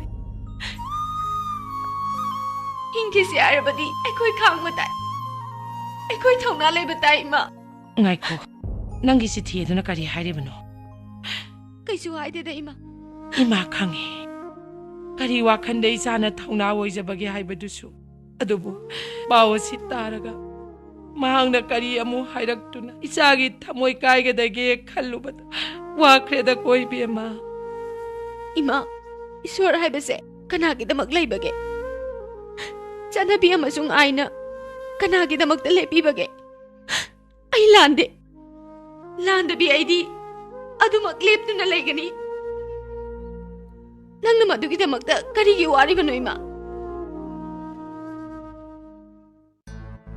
ꯑꯩꯈꯣꯏ ꯁꯥꯔꯅ ꯊꯕꯛ ꯍꯩꯅ ꯇꯧꯔꯝꯃꯤꯁꯤꯗꯤ ꯅꯨꯄꯤ ꯐꯥꯕꯗꯤ ꯍꯩꯔꯝꯗ꯭ꯔꯦꯗꯅ ꯍꯛꯆꯥꯡ ꯅꯨꯡꯉꯥꯏꯇꯕꯅꯦ ꯐꯥꯒꯤ ꯇꯧꯅꯒꯨꯝ ꯁꯤꯗ ꯆꯥꯎꯕ ꯐꯖꯅ ꯂꯨꯍꯣꯡꯒꯅꯤ ꯆꯥꯛꯀꯧꯕꯩ ꯉꯥ ꯃꯇꯝ ꯆꯥꯔꯅꯦꯅ ꯈꯜꯂꯨꯕꯁꯤꯗꯤ ꯖꯦꯟꯒꯤ ꯍꯋꯥꯏ ꯑꯣꯏꯅ ꯆꯥꯔꯦ ꯆꯥꯎꯔꯦꯕ ꯆꯦꯛꯄꯟꯅ ꯀꯣꯏꯁꯤꯜꯂꯕ ꯌꯨꯝꯖꯥꯎ ꯑꯃꯗ ꯂꯩꯔꯦꯗꯅ ꯅꯣꯡꯃꯩ ꯄꯥꯏꯕ ꯁꯟꯇ꯭ꯔꯤꯅ ꯁꯪꯉꯦꯕ ꯈꯪꯈ꯭ꯔꯦꯗꯀꯣ ꯆꯥꯎꯕ ꯅꯪꯁꯦ ꯉꯥꯛꯇ ꯄꯣꯊꯥꯁꯤ ꯀꯩꯗꯧꯔꯒꯦ ꯍꯛꯆꯥꯡ ꯅꯨꯡꯉꯥꯏꯇꯕꯅꯦ ꯀꯣꯛꯅ ꯃꯔꯣꯜ ꯑꯃ ꯆꯤꯛꯄꯅꯦ ꯂꯦꯝꯅ ꯇꯣꯛꯏꯅꯦ ꯑꯩꯁꯨ ꯍꯧꯖꯤꯛꯄꯨ ꯂꯦꯝꯅ ꯇꯣꯛꯏ ꯍꯥꯏꯗꯨꯗꯤ ꯀꯩꯗꯧꯗꯣꯏꯅꯣ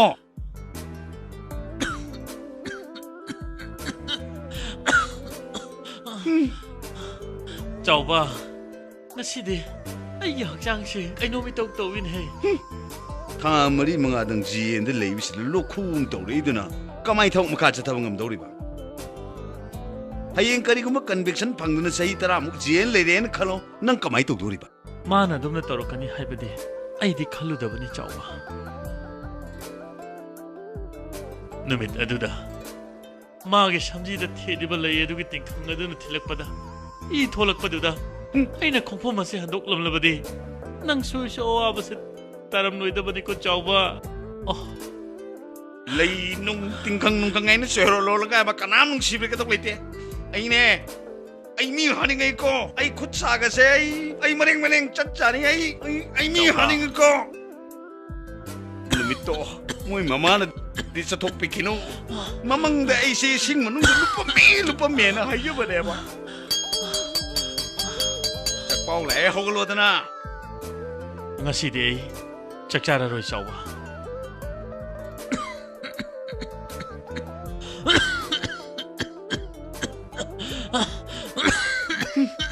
Masi ay nakakang ko naman si siya mase. Double paduk tani. Yuga no pika di yam kidi ni. Ado Colin bodi yauru si dana. Chawba nang chalamo ai lag nang nangang madane ai kumpam da khangdre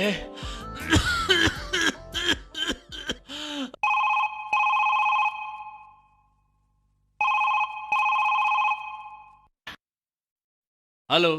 Sir, I SI Rajene. Kedore? Sir, Ranbir ka saw ko to court na jamin pigre. Kariba. Mabari bu ko na zamin pikre ba. Ahoy, sir. Oh. Pare. Madho, makhoi ani du kari karam tauri. Tema, makhoi ani du jamin de lokthokre hai. Kari, jamin da lokthokra ba. Hoi tema. Phai, lokthok sunu. Natai mai sulem na khak toy. Aduga Ranbir haibadudi yamna kanna buna dana hospital bu leire hai ni tema. Mada di sipam na pham khangdana sisan. Icham chamna leijabi ai cha nu pibu ijat manghalaga mana namna lawni khanba sagi pugen che mada di sipam na pham Tema na adumai na wadan le di tema gi haksang do nomo gi soksilani tungi su khara khanbi tema kaurage khali hekta mangamdi phare siwa se to ji ibungo radha kishor gi masana padudi kaidongai tholakani hai pangkui di kuire roi tema parikha khasida ngai re haiba pautare phare ado ibungo radha kishor da ai thaidongna pangkan kanangam daba tawdi haina tambi hoi tema khangdre da madho itai mana laibak thibani na nakhoi mayam ichel he chenare adu gi di karimta khanbiru nu tema taibungo su leire ekhoi su leire mayam changdana honani dana moi pabonga cha leijare Pramo, phone nung to payo. Hello. Ima ni ne. Hema, ibunga. Hema, moi babunga. Jamani ne. Ibunga, kaino nang tawri sibo. Parikha loikibasu phanuma kuire. Kari gi thoraktino. Parikha to pangai ne ma. Ha, hojibo haidokdibro. Haidoi ma. Ai tugi pau pigi to. Ha, isagi kamdawre. Ima da tamo. Aina faster e ma. Ha, jana faster e ba. Kadai telephone do piro ne mama. Noi baung da pige. Mani, kaidoba. Hai. Pekha di babu. Aina faster e. Isana faster ba. University ko medal lori babu. Adu ni dana. Radha Kishore ina pokjaba isana bo. Mapagi ningbu thungmende haibro. Nungaire. Baba nungaire. Adu nang thuna thorok naba toro dana. Makha tam thegi ge hairusu si yoraka khana naba. Babu, makha tam zero. Oh, yai. Ado 이빠는 낭원다 신은닝바 하이닝 와폼 카르슬레 파레 아도 야링크이디 두는 토록 너버 떠오르고 해마 뭐 바봉아 까이도라 까이기노 텔레폰 못 할피리도보 이자고 와리 사바 벨라우드리네 토라아가 마삭도 옅나라가 삐에나 와리 사나바 야르다나 뭐 항나브로 마마 낭나 까리 하이닝바 레기 하이바 와하이 아마따수 항비라무다나 예 마두마디 아이 하이호드레다나 바우지 이싱 사레 바우지 마두 nangi tamono first star hai kari tamono first star as bauji ida ai nasi di ne ai sa si nang thak chero pawng yam nungai re ai sa tak pa ya e bauji mama phone di sa mar han to ru si ai kari gi nang nang wari go adu kuir ba cha do kadai sari no sa de da mazi ingle da ai fagi to ne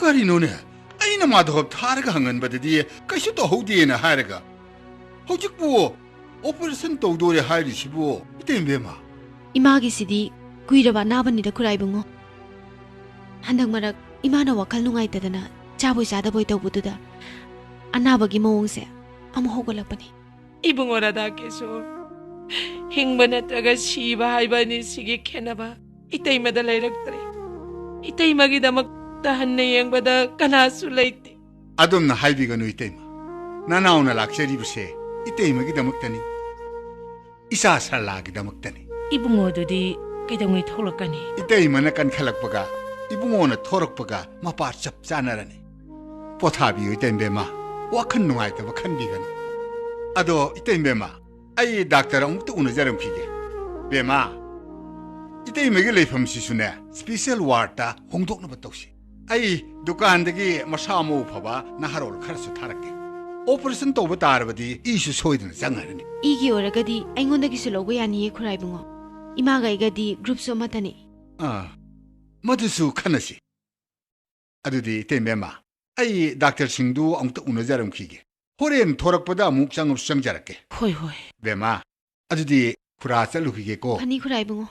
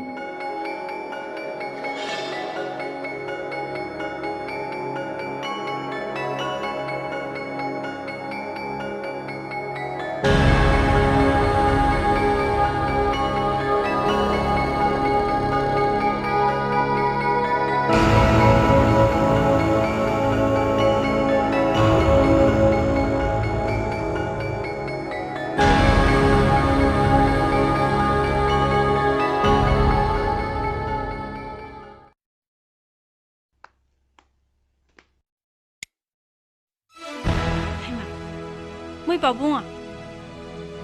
Moi pabung, hay mà? Cái nô mang gì đấy à? Cái nô mang mày làm gì đấy à? Moi pabung à? Bahadur, Bahadur, ising glass of the borrow ne hey. Pramodini, nang sung thong na lang kaya ko. Ay ka shoot thak ning din eh. Halak pa shoot tahog di. Moi pabung na sumay na ramaga. Pakaloy doy sibu kanan. Kay daw rage ba moi pabung? Ay ka shoot tog di. Nung secret ako nang se pramo. Ay na nang bu mikup amat na suwahan ning di. Ay ka suwa di ya moi pabung. Kay nung nga si moi pabung tawiri sibo. Nasano pa thorak lani. Hek thorak paga. Luhong na bato. Ay di niya, imaw tiba kayaw jaroy. Moi pabung kay sano pa ka na yabado. Ay suwa dun niya. Ay sukhan gano. Nasano pa gi sukhan gano. Nang napamba na maudo tiyo. Tabak siya. Nasano pa na halag trinita pangtok ka daban. Kay no moi pabung haibiri sibo. Mau budi tijege. Ado, isano pa gi mawam tang di takisida. Nang ay na hali si tawgira tawroy na. Ado dahay. Kay gino siyam sawiri sibo. Tabak sibo taha-taha tawdoy sibo karigino. Ay na kalibu po naman ko siya. Nanggi amadi nasano pagi pananabagi damaktani. Imong ko sila nahawari ba nasana maugi mong pam siyenda na bagi damaktani. Kanagi mong pam. Ay gisana kanada kadilan kita na. Kay numoy paong na nga si mari makong samna da ba wangag dangang mirisibo. Ay kangdre. Ay kangdre. Karino ay nitaw da ba ay kiyantadre. Ay kangdre. Ay kangdre. Ay ngasi pawa kanagi mapamdalalagdre. Ichada, nupida, kanago mamihimatagi mapamdalalagdre ba imo ano oiri ba pimamas karino. Ay kangdre. Ay kangdre. Ay kangdre. Kayno haisibo. Unsida, thawdo ama thokki bhaibase. Nupi hoibe khoigidi yamna lobani. Mahak na ngaisaba mihim sule. Mahak thuglaga sarla kai hoigetagi khangna ngapte. कनानो कनानो मिसक तुदिया कारबार वाला राधा किशोर की मसानु पानी ओहो अदुननीदना ताइंगो राधा किशोर नै खोइ थबकसिदा थवाइ याम याउगे हाइदि अइना तौखिबा अरानबा सिंदुगिदमक अइ सिरबसु चिंगनबा पोक्रे नंग सिबदै चेनबदि यारोइको ngasi nomani ni sida nupa do thogla ani hai ma hek tholakpaga sarla landabini hai basi aina makong konduna haijagani ma tholakpani aina ngai ri basi बहादुर आई बहादुर जी बाबूजी आई नंगी तामोगी कादो नंसी जना मपोकाइदना थमलिब्रा जी बाबूजी तामोगी कादो फजना सी मपोट काइद थम्मी आई ठीदा मुर्शिदी चलो चलो नंसी जना मुक्ति ये चलो जी बाबूजी तामो काद सी मपोट काइद थम्बा करी थम्मा अस हाय बहादुर बहादुर जी माँ जी ओ नंग तामोगी कार चामब्रा जी माँ जी तामोगी कार दो पैना सी मपुट कायदना चामेदी थम्मे माँ जी थिदा मसिदिया नंग तामोना थोलागा तोंगदौरिमनी फजना नाना थमगदमनी को जी माँ जी बाबूजी हाय रे का मपुट कायदन थम्मो है माँ जी हाय रे कार नाना चामे थम्मो है रे ऐ के दौरे हुजी असी आई फम में आओ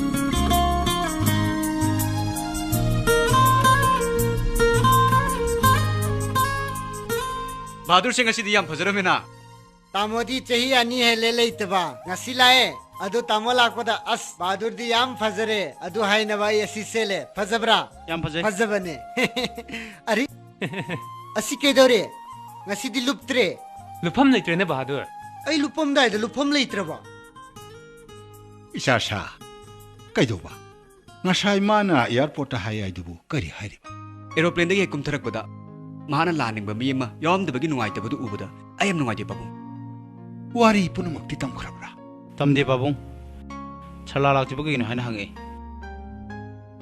aina ima operation tawdurani haina khumki hausi chatkibada kadagi mafam jabamda harge tabune pumnamakse moi pabunga noi marup kana aingonda wa lotpadagi thoiba ngaktani se imada na khoina mangjauna na khangal lamadi si thokadro इमा मसी लाइबक्ते तंबा हाइबदुने na khoigi marup se section senagadabani koi jasa hainari ngasida madi phi hongaga puthole ne mania nang bukai jake haino like तम मुसिलोरे हुजिकती इमा वादनबा थपम पांगतोके खलबने hai yum kai panbagi wafam oradine nang pabunga nangadana pamba nupi thiba yaroi ichagi damaktadi imana pamba ikhut chaba imau thiga dawrimni इमा होय ngangrase bye chaslo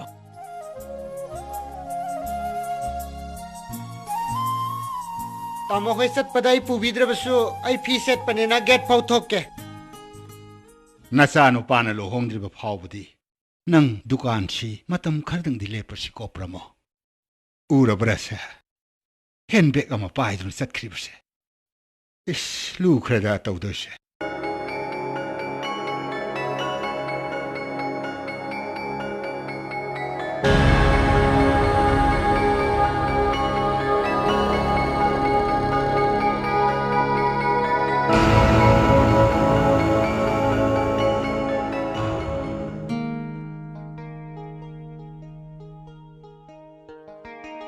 सरला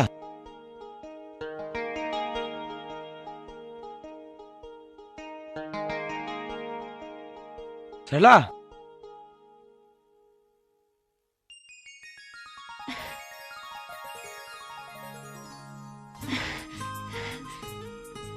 सिलो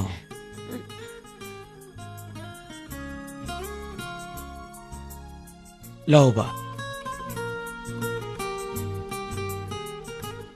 nang halabra ay halabane nangi wasangakna ay halabane kari kapino hojikti ay laitana nangnadi laibak thibi sarlag ningba thungan biduna halagle kari pap laibanano aidi nanakta naksin mangamdare रत्न तमदना ए पुना मक्तारे मदुदा नंग Naran canoe ए लेमने खक्तो है मखोइदो मतिक चाव प्रातम bikini नते नते आइगे थौदो असिगिदमक कनागा सु खना चैनबा तौबिगनो हुजिक इया लेदना कनाना नोंद मै फाव कन्नी यमंगम बेबतो येंगसे नंग नुंगाय लगे हातना ए हलाबने अंगम संते दिकेगिनो फामुसे रत्नोइसु मपान दे लेउरी फामो नमाना बाबू कैदोबै मपान थममिनो कोक जंगलक याद्रो यादे कैगिनो दुदि कोइनी वरिसे मकोई मफमदा ममिन्ना उबा फंग्रिबा काममद्रबा नुंसी वरि खौइसे सनो ngaikhose ai kino maige कैदौरगे nang muta noko nang na no po ukita bukuire se no oba कैगिनो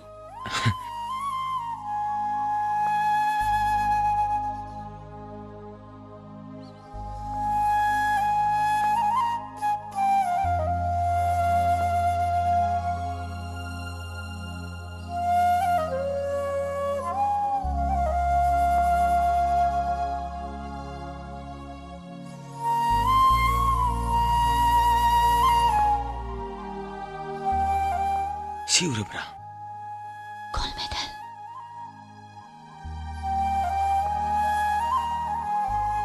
university ge professor ramnath na ꯑꯩꯒꯤ ꯋꯥꯔꯤ ꯇꯥꯔꯒ ꯑꯩꯕꯨ ꯆꯦꯟꯅ ꯀꯣꯜꯂꯒ ꯃꯄꯤ ꯆꯦꯟꯊꯧꯋꯦ ꯑꯩꯒꯤ ꯁꯂꯥꯒꯤ ꯉꯛꯁꯝꯗ ꯃꯦꯗꯜꯁꯦ ꯁꯤꯕꯤꯌꯨꯀꯣ ꯍꯥꯏꯍꯧꯋꯦ ꯑꯩꯅ ꯈꯜꯂꯝꯕꯁꯨ ꯃꯗꯨꯃꯛꯅꯤ ꯃꯁꯦ ꯅꯪꯒꯤ ꯉꯛꯁꯝꯗ ꯍꯨꯛꯄꯤꯒꯦ ꯅꯪꯅ ꯐꯪꯂꯛꯄ ꯒꯣꯜ ꯃꯦꯗꯜ ꯑꯩꯅ ꯄꯥꯝꯖꯅ ꯈꯟꯖꯔꯛꯄ ꯑꯥꯁꯥ 정신없이 낭의 응삼다 제호비에 나는 밤새나 간적이부터 난기도 막 아이냐 보라고 그래 제호비에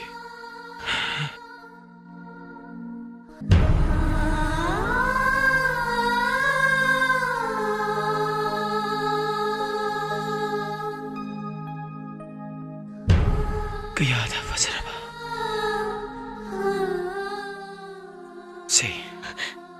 Sina certificate. Ay pele. Sira basu pele. Ay yening batung le. Ay na nang bunung si Jaro bagi. May pagle. Nang na pass class pass daraba. University ki sanagi medal. Ay yenag samda. Ay bang kang nananungay. adubu medal ase kaino ba medal thuidi ai gi phamnadi masimatik jade nangi nanakta thammo sarla numagase nakine nanga leba humuda gold medal se legani certificate se legani ai khoi ni gi lo mane mita mase nangna ba ka thable unumagase gi mapu nakne hojikti ai lai nakta ai legare tabang pansida nangna kirisuk kunano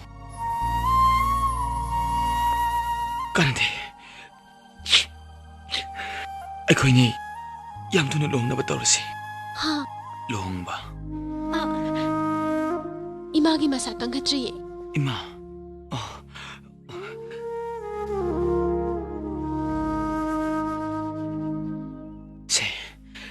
aina nangi femaga imagi femga lerapune imagi sidi nang pijaudana talida kaidauge ikayeba ha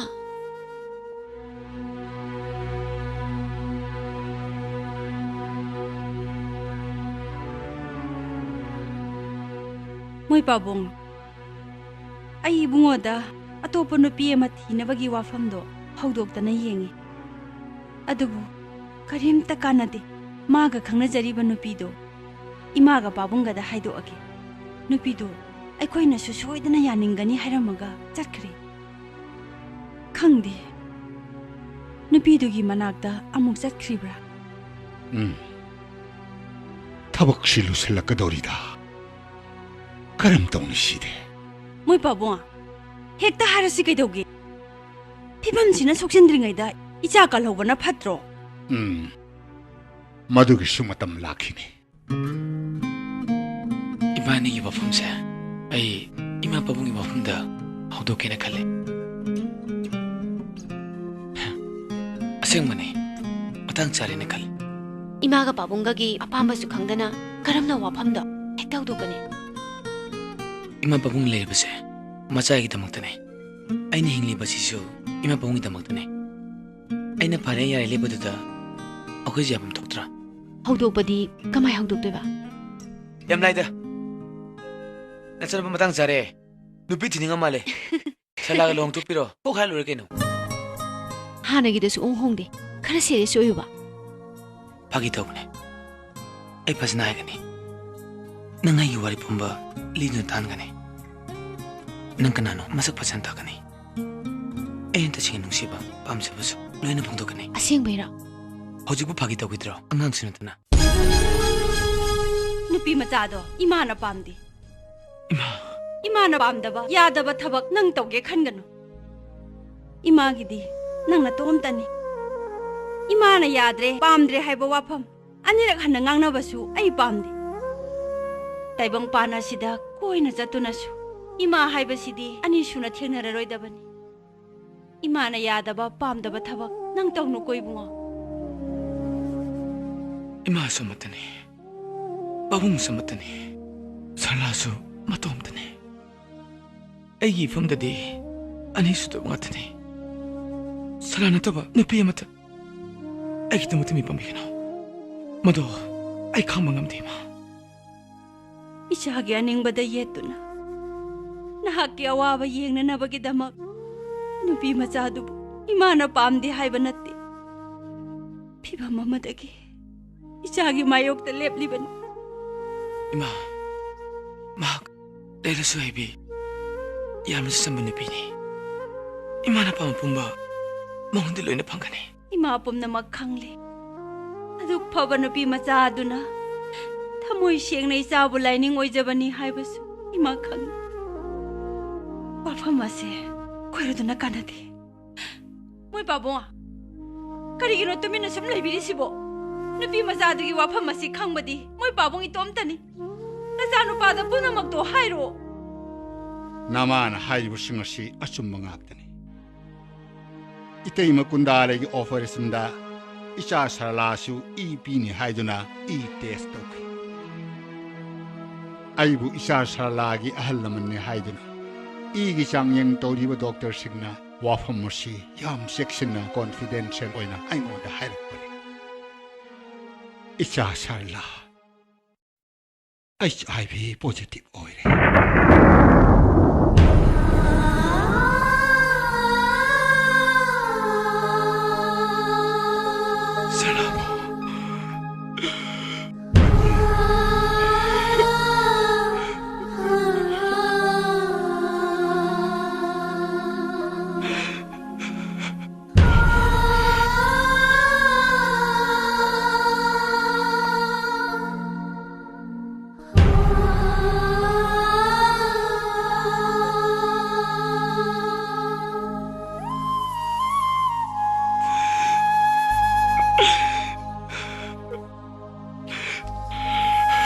Mani. Ma. Achalke. Nang kaya se kadori bano. Mani. Nang imagi naktagi mafam kay da susat pa yaroy. Ima na isa abu thado. Ima. Ay mi hat kani ma. Mani. Ay mi hat kani. Mani. Ay mi hat kani. Mani. Babo. Mani. Babo. Ay mo no mi babo. Ay mo no mi babo. Mani. Ay mi hat kani babo. Mani. Ay mi hat kani babo.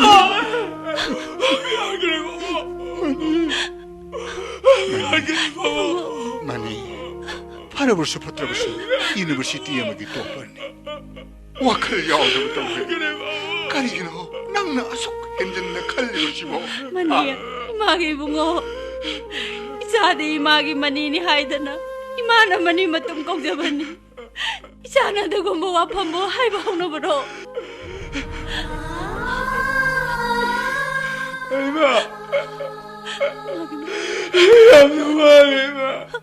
Mani. Mani. Ay, todo se cae, no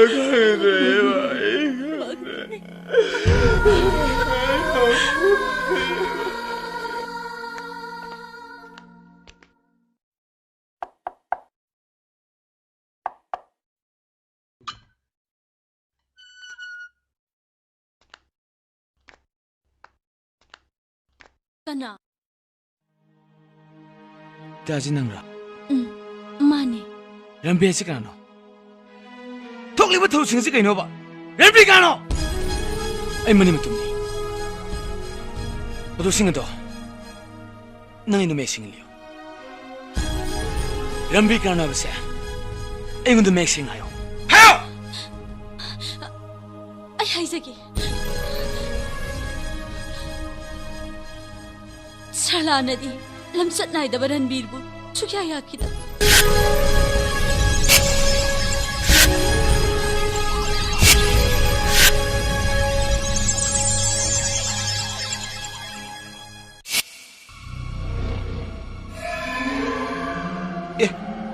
कना ꯌꯨꯝ ꯁꯤꯒꯤ ꯆꯥꯎꯕ ꯍꯥꯏꯕꯗꯨꯕꯨ मानी अईनी कना उनबीगदबा ꯅꯪꯂꯥ ꯅꯨꯄꯤ ꯐꯥꯎ ꯊꯣꯡ ꯌꯥꯝ ꯐꯩ ꯍꯥꯏꯕꯁꯦ ꯅꯈꯣꯏꯒꯨꯝꯕ ꯀꯌꯥ ꯂꯩꯕꯁꯤꯅꯅꯤ ꯅꯨꯄꯤꯁꯤꯡꯁꯤ ꯆꯠꯂꯤꯅ ꯍꯤꯡꯕ ꯉꯝꯗ꯭ꯔꯤꯕꯁꯦ अई लानखरे अई मुंग तो लागबियो मी भालगा लाले हाइब्रा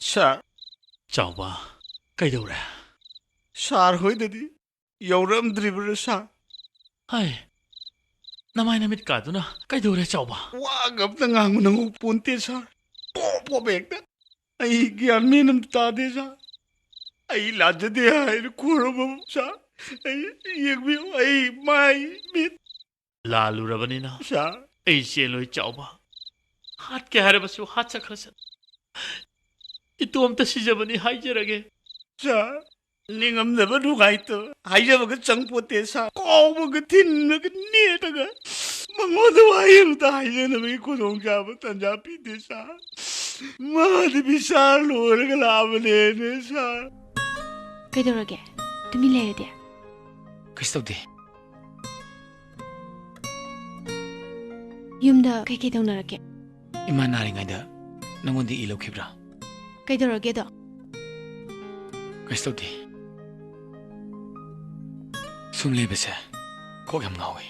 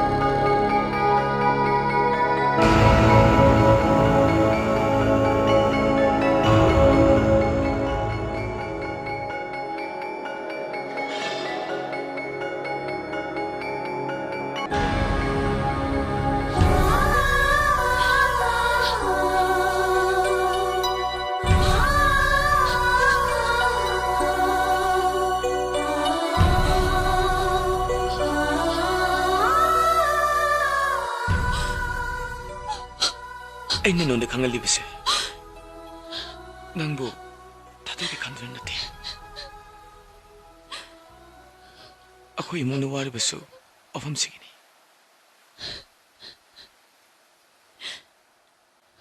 ꯑꯩꯈꯣꯏ ꯄꯥꯕꯨꯡꯅ ꯂꯥꯛꯈꯤꯗꯕꯗꯣ ꯋꯥꯔꯧꯒꯅꯨ ꯇꯧꯐꯝ ꯈꯪꯗꯅ ꯇꯧꯕꯅꯦ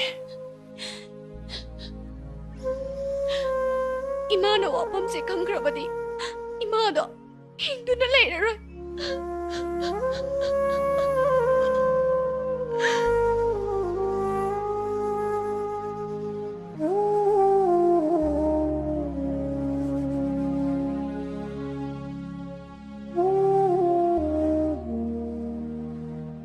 ꯑꯩꯅ ꯅꯪꯕꯨ ꯉꯁꯤ ꯃꯐꯝꯁꯤꯗ ꯄꯨꯔꯛꯂꯤꯕꯁꯦ ꯋꯥꯐꯝ ꯑꯁꯦ ꯈꯟꯅꯅꯕꯒꯤꯗꯃꯛꯇꯅꯤ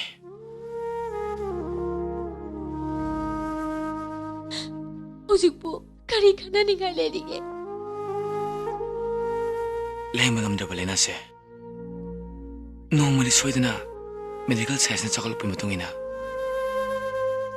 ꯂꯥꯌꯦꯡꯕ ꯉꯝꯃꯛꯈꯤꯅꯤ ꯑꯩꯒꯤ ꯑꯋꯥꯕ ꯆꯥꯌꯦꯡ ꯂꯣꯏꯗ꯭ꯔꯤꯕ ꯑꯣꯏꯔꯦ ꯆꯠꯂꯁꯤ ꯑꯩ ꯇꯧꯐꯝ ꯈꯪꯗ꯭ꯔꯦ ꯁꯔꯂꯥ ꯔꯤꯂꯦꯛꯁ ꯔꯤꯂꯦꯛꯁ ꯁꯔꯂꯥ ꯍꯧꯖꯤꯛ ꯀꯔꯝꯅ ꯔꯤꯂꯦꯛꯁ ꯇꯧꯒꯅꯤ ꯑꯩ एच अमदी ऐ साइबी की मरम द लारी क्या पाखरे वारी क्या सु ताखरे आई कोएनी ना असु कुहाना सागत जरमा मंगलान के आसे सनबम खंगदना असुम न सुम लोरे गदब नत्रा सला ꯑꯩꯒꯤ ꯄꯨꯟꯁꯤꯁꯦ ꯅꯪꯒꯤꯅꯦ ꯑꯩ ꯅꯅꯥꯛꯇ ꯂꯩꯒꯅꯤꯌꯦ ꯅꯪꯁꯨ ꯏꯅꯥꯛꯇ ꯂꯩꯒꯅꯤ ꯑꯩꯒꯤꯗꯃꯛ ꯅꯪꯅ ꯂꯩꯈꯥ ꯇꯥꯕꯗꯤ ꯑꯩ ꯌꯥꯕ ꯉꯝꯃꯣꯏ ꯃꯥꯅ ꯂꯩꯃꯤꯟꯅꯅꯕꯒꯤꯗꯃꯛ ꯑꯩ ꯅꯪꯒꯤ ꯅꯅꯥꯛꯇ ꯂꯩꯕ ꯄꯥꯝꯗꯦ ꯃꯁꯦ ꯑꯩꯒꯤ ꯏꯔꯥꯏꯕꯛꯅꯤ ꯑꯩ ꯃꯥꯌꯣꯛꯅꯒꯅꯤ ꯑꯗꯣ ꯏꯇꯣꯝꯗ ꯁꯤꯖꯕꯗꯤ ꯇꯧꯔꯣꯏ ꯍꯧꯖꯤꯛ ꯐꯤꯂꯝꯁꯤꯗ ꯇꯧꯕ ꯌꯥꯕ ꯇꯧꯈꯤꯅꯤ ꯌꯦꯡꯕ ꯌꯥꯕ ꯌꯦꯡꯈꯤꯅꯤ ꯑꯩ ꯅꯪꯕꯨ ꯊꯧꯗꯨꯅ ꯀꯩꯗꯧꯉꯩꯁꯨ ꯆꯦꯜꯂꯣꯏ ꯅꯪꯒꯤꯗꯃꯛꯇ ꯑꯩꯅ ꯌꯦꯡꯕ ꯉꯝꯗ꯭ꯔꯕꯗꯤ ꯅꯪꯕꯨ ꯅꯨꯡꯁꯤꯔꯨꯕ ꯑꯥꯊ ꯀꯩꯅꯣ ꯑꯩꯅ ꯂꯦꯞꯂꯤꯕ ꯈꯣꯡꯐꯝꯁꯦ ꯀꯩꯗꯧꯅꯨꯡꯗꯁꯨ ꯍꯣꯡꯉꯣꯏ ꯑꯩ ꯇꯥꯟꯖꯥꯁꯤ ꯃꯥꯡꯍꯜꯂꯔꯣꯏ ꯍꯥꯏꯅ ꯂꯦꯞꯂꯦ ꯄ꯭ꯔꯃꯣ ꯌꯦꯡꯉꯣꯏ ꯑꯩꯈꯣꯏ ꯇꯥꯃꯣꯒꯤ ꯃꯆꯥꯅꯨꯄꯥ ꯁꯗꯥꯅꯟꯗꯗꯣ ꯑꯃꯦꯔꯤꯀꯥꯒꯤ ꯅꯤꯉꯣꯜ ꯑꯃꯒ ꯂꯨꯍꯣꯡꯒꯗꯧꯔꯤ ꯁꯗꯥꯅꯟꯗꯕꯣ ꯁꯗꯥꯅꯟꯗ ꯂꯨꯍꯣꯡꯒꯗꯧꯔꯤ ꯅꯃꯥꯅꯆꯥꯁꯨ ꯂꯨꯍꯣꯡꯕꯒꯤ ꯊꯧꯔꯝ ꯌꯥꯎꯕ ꯂꯥꯛꯀꯅꯤ ꯍꯥꯏꯗꯨꯅ ꯇꯥꯃꯣꯗ ꯑꯩꯅ ꯃꯔꯣꯜ ꯍꯥꯏꯈ꯭ꯔꯕꯅꯤ ꯅꯆꯥꯅꯨꯄꯥꯒ ꯅꯪꯒ ꯃꯨꯝꯕꯥꯏꯗ ꯃꯊꯪꯒꯤ ꯆꯌꯣꯜ ꯆꯠꯅꯅꯕ ꯁꯦꯝ ꯁꯥꯕ ꯇꯥꯔꯦ ꯃꯣꯏ ꯄꯥꯕꯨꯡ ꯃꯨꯝꯕꯥꯏꯗꯒꯤ ꯅꯃꯥꯅꯆꯥꯕꯨ ꯇꯥꯃꯣꯅ 이때마가 로에나 아메리카다 부르 아두가 사다난디기 루홍 야오르바니 아두기 뚱다 따모나 마니부 마야마기 낙다 아메리카라 타남라가 이때마가 낭가부 부두나 뭄바이다 토락하니 낭 핵 할락바기 빠우두 따바가 아이는 낭 로바라카니 마도 야로이 모이 바보 이사부 메레이 박다 타남마가 마타우 까란나 이톰다 토락하도리바노 타우랑싱아시 타와이 누아이나 신만았대네 프라모 pak chauraba taibung panam urubada nasa nupagi wakhalda honglakpa awonbadu yengnabagidamukta ahallaman gi wahayda jukthaiba haibaduni thorangsin asigi pholbu kari phanggadoribano moi pawangna karbar hai haibadu bu asi pramo unsida karbar to yadaba maleram lene hai pramo keno moi pawangna haibirisibo asengmani pramo Sidi kangwe nung siwa hai sidi karbar yaram drene promo ai babu imai pagi wakalna ama oramasi ai gidi america chake doribasi mafum du daina medical institute kya chatuna akang ai kya danarugani laina siu phanba ngamba hidak ai pudana soitana lakani sarna nanga samangano ninga nagano nang soidana chalani ko chatkani ai soidana chakani ibanigi anauba samagi damak dubo aina haning mamadi lai mase request ni hayeng se airport nangai buti no pala kadavne kai gumba nana laktrabadi ayame ka chaloi nang soiden lauko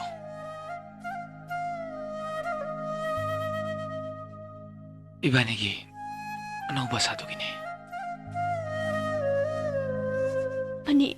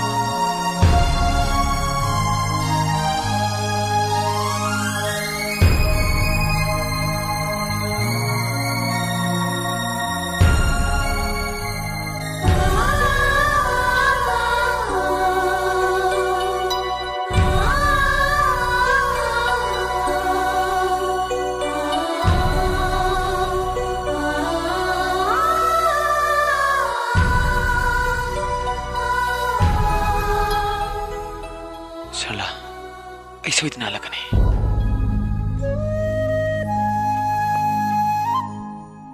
ꯑꯩꯈꯣꯏꯅꯤꯒꯤ ꯕꯁꯟꯇꯒꯤ ꯅꯣꯡꯉꯥꯜꯂꯝꯗꯥꯏ ꯁꯣꯏꯗꯅ ꯂꯥꯛꯈꯤꯒꯅꯤ. ꯅꯪ ꯍꯜꯂꯛꯄꯒꯤ ꯑꯁꯥꯗ ꯑꯩ ꯉꯥꯏꯔꯝꯒꯦꯀꯣ. ꯅꯪꯅ ꯃꯥꯏ ꯄꯥꯛꯅ ꯍꯜꯂꯛꯄꯗꯣ ꯑꯩ ꯉꯥꯏꯔꯝꯒꯦꯀꯣ.